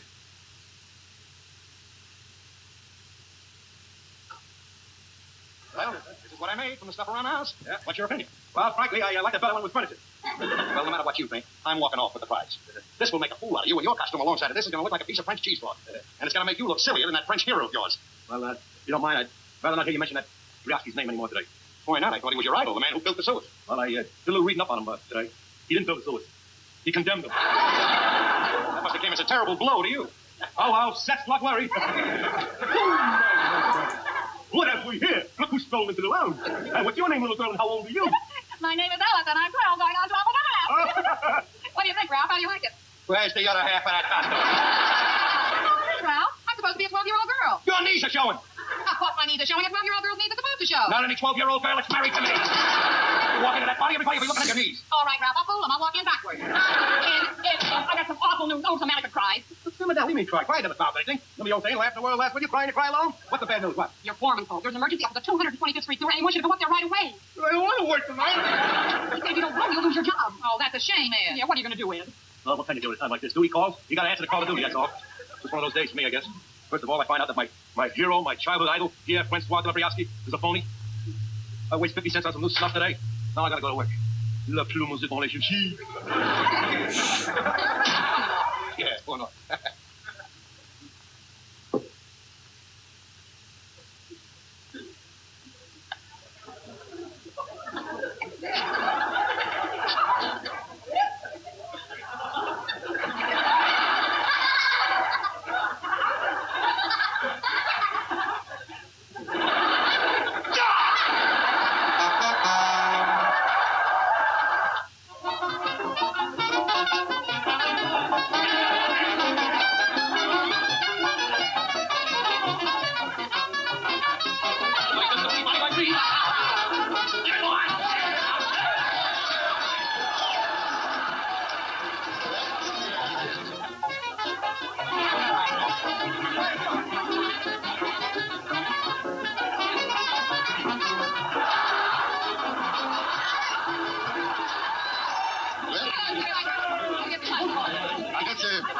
I guess it's time we pick a winner, huh? Yeah, we might as well get it over with. Yeah, get on with the costume contest. Look, Ralph, will you stop bothering us?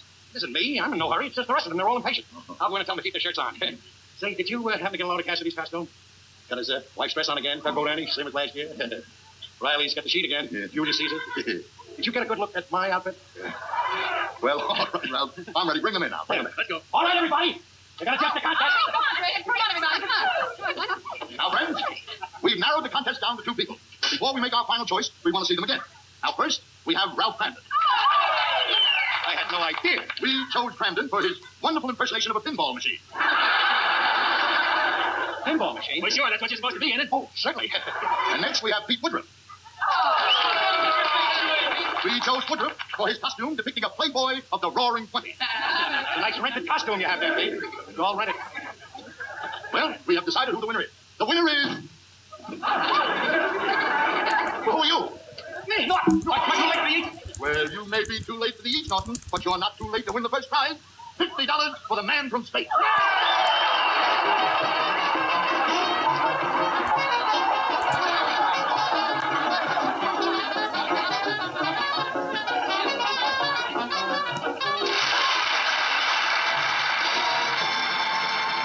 Thanks for watching this Arcade TV production.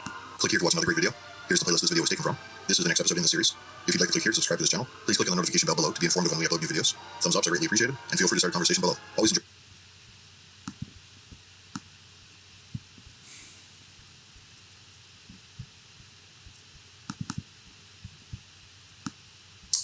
Let's talk about Warlock.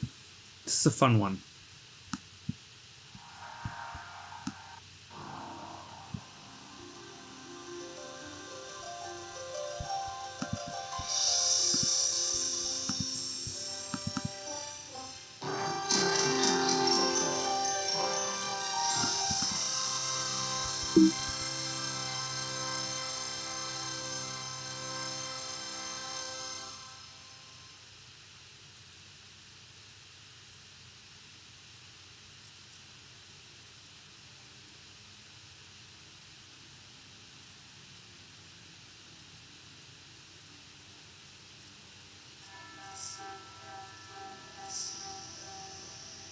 So, this is another Anthony Hickox film, same director as Hellraiser 3.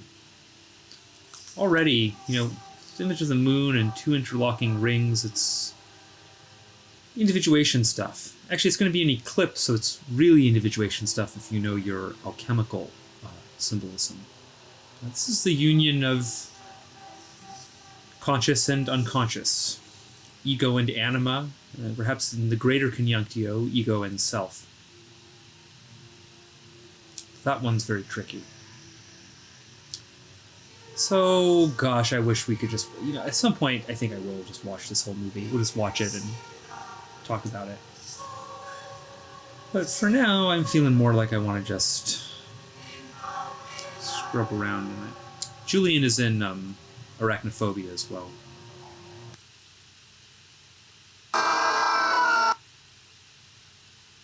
Yeah, the opening scene involves a redhead in a weird sacrificial context that also displays these bluish beams shooting up into the heavens that to me are very evocative of the weirdly, the groups of 88 lights that were installed at two groups of 88, I think that's how it was, lights installed at Ground Zero. In the aftermath.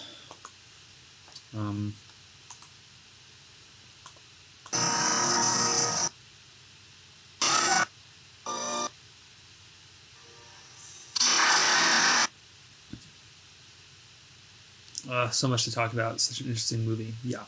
This scene.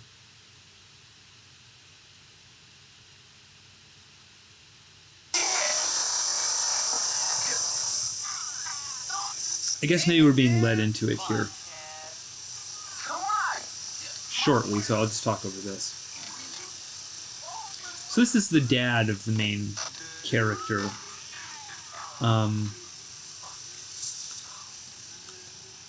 This is another film, it's here. I'm just going to pause it here.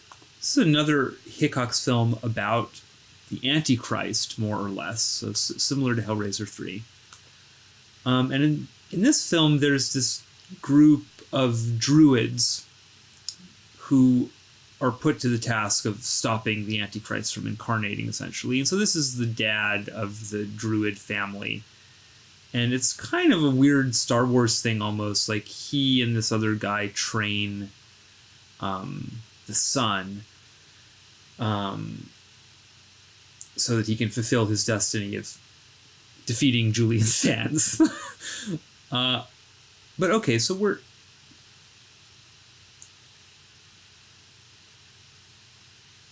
see how weird this gets, because we were just looking at a picture that had a red house like this on that side of the frame, remember? At the Bates' house. And there was like maybe a school over here that was also red. And then kind of right behind it is a sense of Twin Pines. Strange, Anyway, here there's this kind of, this aluminum thing in a car.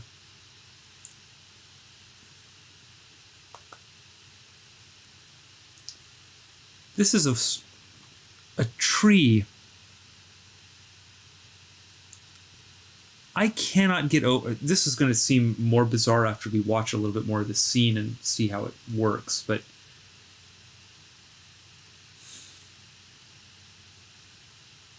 This is a tree. It's a very artificial, weird-looking tree, Whoops.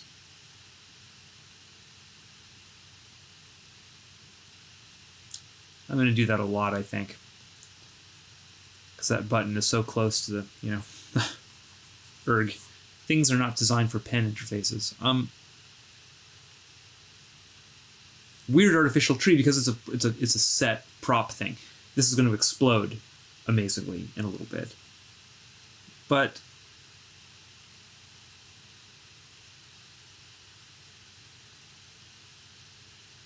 I'm not even sure how this is happening. I guess it's the light coming through the windows here through some blinds in the antique store, create this pattern on the tree. Do I need to explain why that's weird, or I think we're all following why that's weird, right? Especially given what then happens. Also, it seems to me that just, again, it's kind of in terms of the image, we're back to the Future here.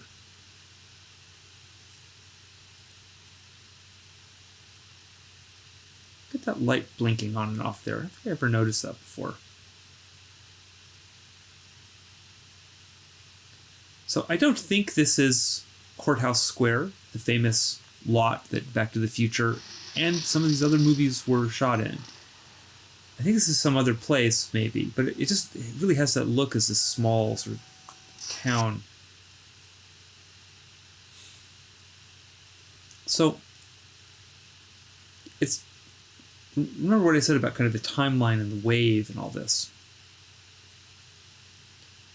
We're right at the beginning of this thing starting to organize. We saw a little bit of it in the last shot.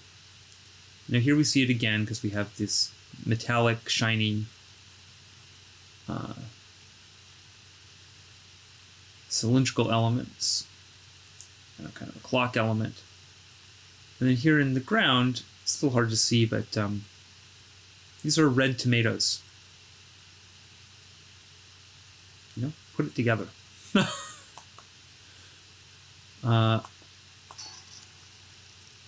It's a very strange scene, too, because this is actually about this guy receiving a kind of communication from heaven. You see, magic is beginning to constellate around him. And it's beginning to constellate in the film because the dead are imprinting their images here. Bear with me. Forced laughter because I just don't know how else to do this. Somehow gasoline on these red gas rectangles with more of this appearing in the background.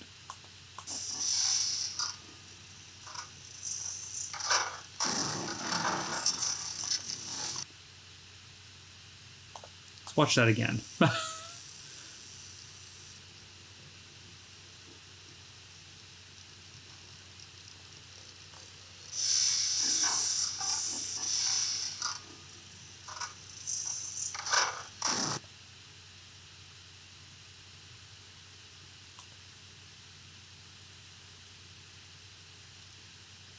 One made out of metal, one made out of wood. Right?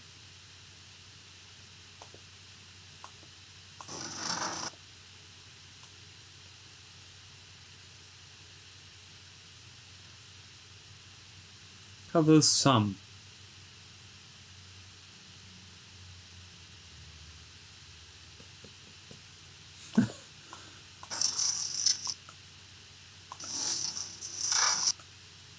Back here again with this stuff. Red rose. Red rose, guys. Red rose. Red rose. I'm gonna be like wake up in the middle of the night. Red rose! What's the matter, Jordan? I watched too many movies. Had this weird fucking pattern in it. That really is what happened, though. I did watch too many movies that had this fucking weird pattern in it. And, yeah. And I lost my mind. Did you see what happened there? Oh my god. It just floated right in there and then cut into this. Fuck. I want to watch that one again. Sorry, we're gonna have to watch that again.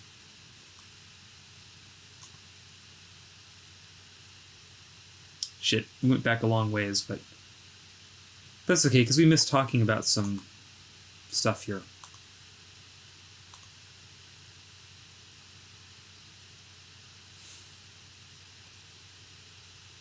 Tires, these are all things that burn. Here's an explosive thing. This is almost the same lamppost, you know, like to the ones we see in Back to the Future.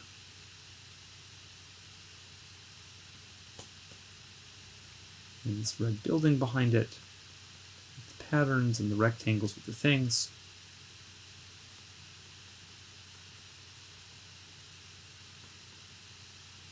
Silver hair. He's missing the visor, but he's the one who has all the vision here, you know? With all the magic happening around him.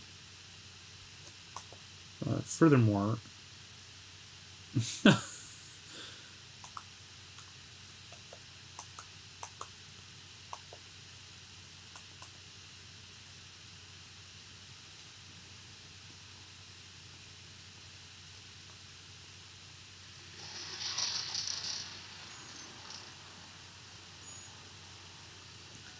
I just love Hickox's style, by the way. I think it's also, it's handled in such a cool way, you know. Ah, damn it. Okay, we're gonna have to, actually navigate.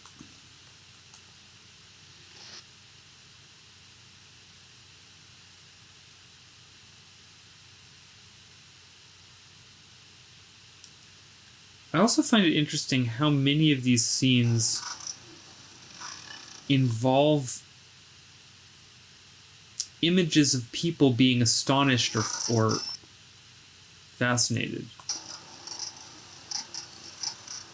It really seems like it happens a lot. Okay, so we have this whole insane lineup happening here, and then this floats in. It's, again, do you see the sense of which sometimes it's almost literally like they're attracting one another. The aluminum element is attracting the antenna, the clock tower tip, towards this one that it cuts into. So it's like, okay, yeah, that completes it and makes it very clear. There's the North Tower, and then here's all the red that blows out of the South Tower.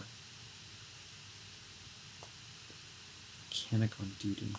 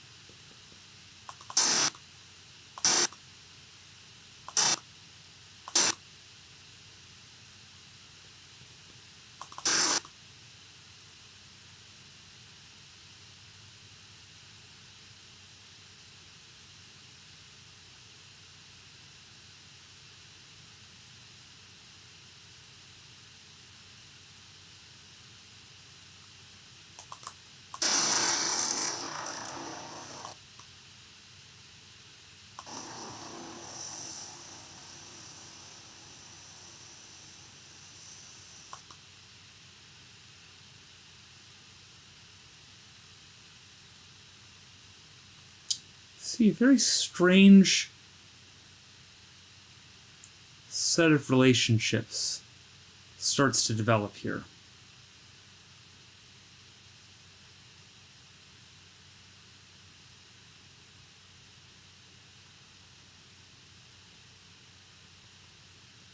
The atomic kid is something that starts to grow in your mind and then blows it, which then also illuminates you. And it's the vision of the towers that does it.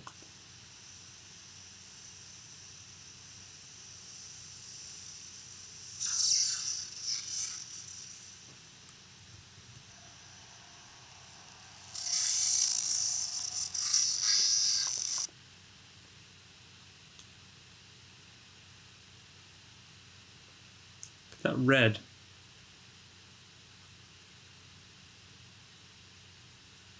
How do these keep appearing? I mean, I know they're not so uncommon, but they're so specific and so aligned.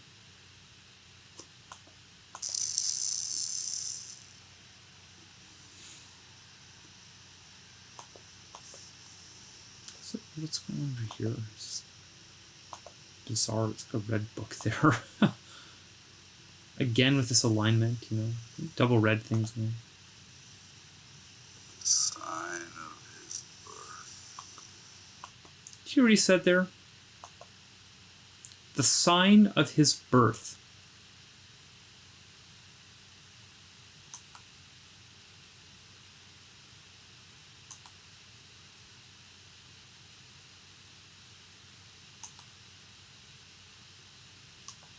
Why does it keep doing that? Sorry.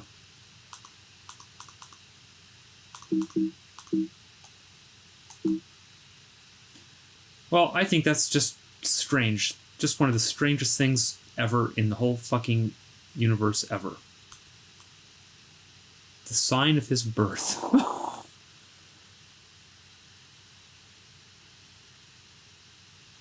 Whose birth, I wonder?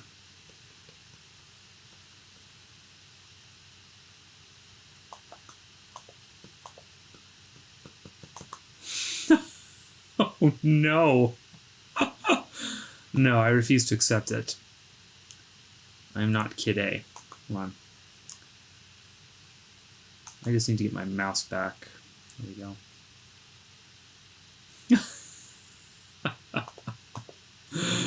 Oh god, I'm trying to full screen it. Okay, there we go.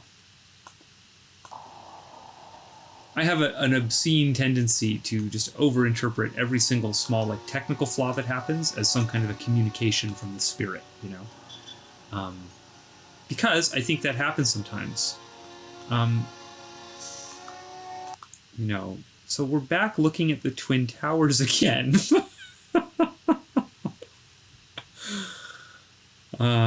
Somehow, directly, see how they connect together in time always so closely, so perfectly like that. How do we come out of that scene and now suddenly we're looking at the Twin Towers? Also, I'm not sure... Actually, maybe now would be a good time to finally do this comparison. I think that this is possibly the same... I don't need that right now. Possibly the same exact shot from Hellraiser 3. So let's see if that's true.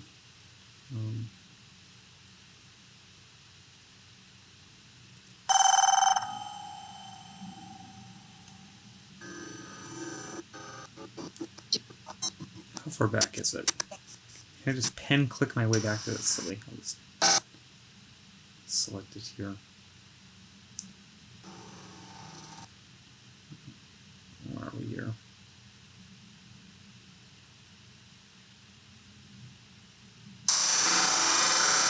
Okay, so let's sort of synchronize the two and see.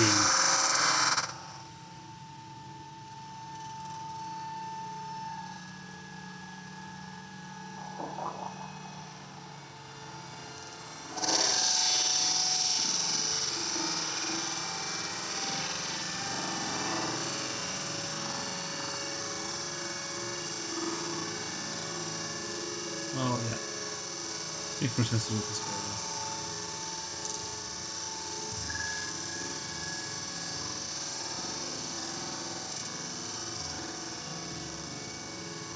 Shit.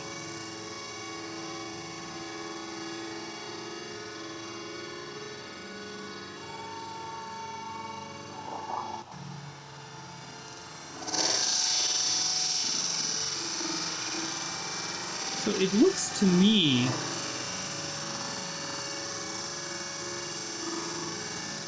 It's probably really loud.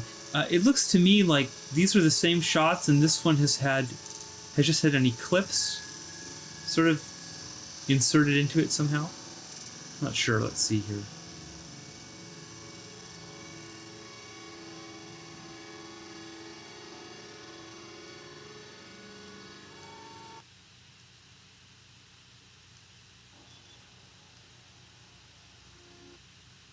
I think these are identical shots.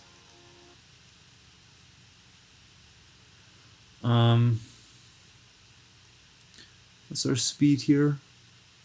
0.25, and up here it's... Okay. Oops. And then... Ah, damn it.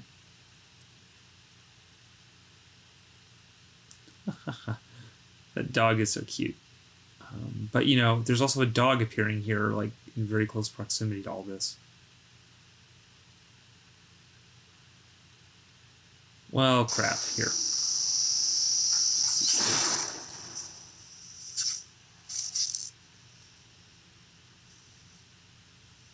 Sign of his birth.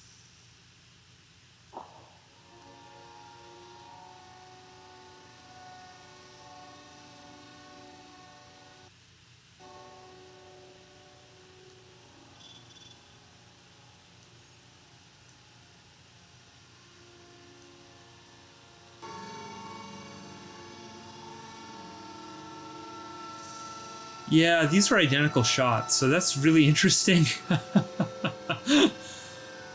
It's the same footage, he just recycled the footage.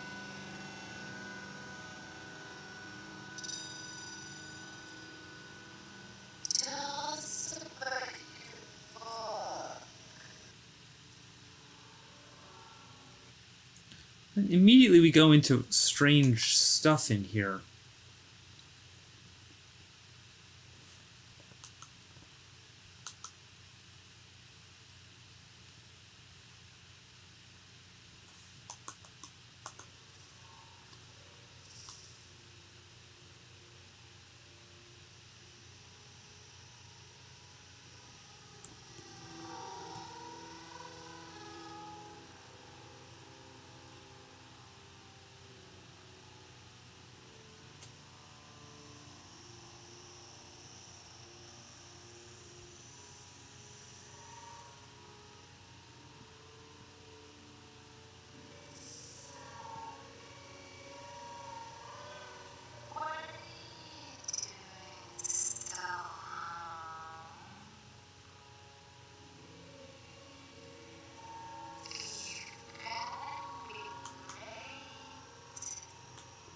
Well,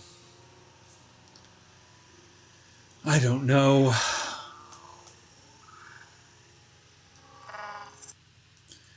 We could spend a long time in Warlock, you know. There is very, very weird stuff virtually in every shot of this movie, you know. We'll just watch this little part. I don't know. I'm sure we'll get back to it. Okay, it's 11:15. Do I want to do any more of this tonight? I think the quality of my commentary is beginning to suffer because I am just getting tired. Yeah, I think I'm going to shut down. This is going to make for a plenty long episode of whatever is going on. Okay, well, thanks everyone for hanging out again. See you in the near future.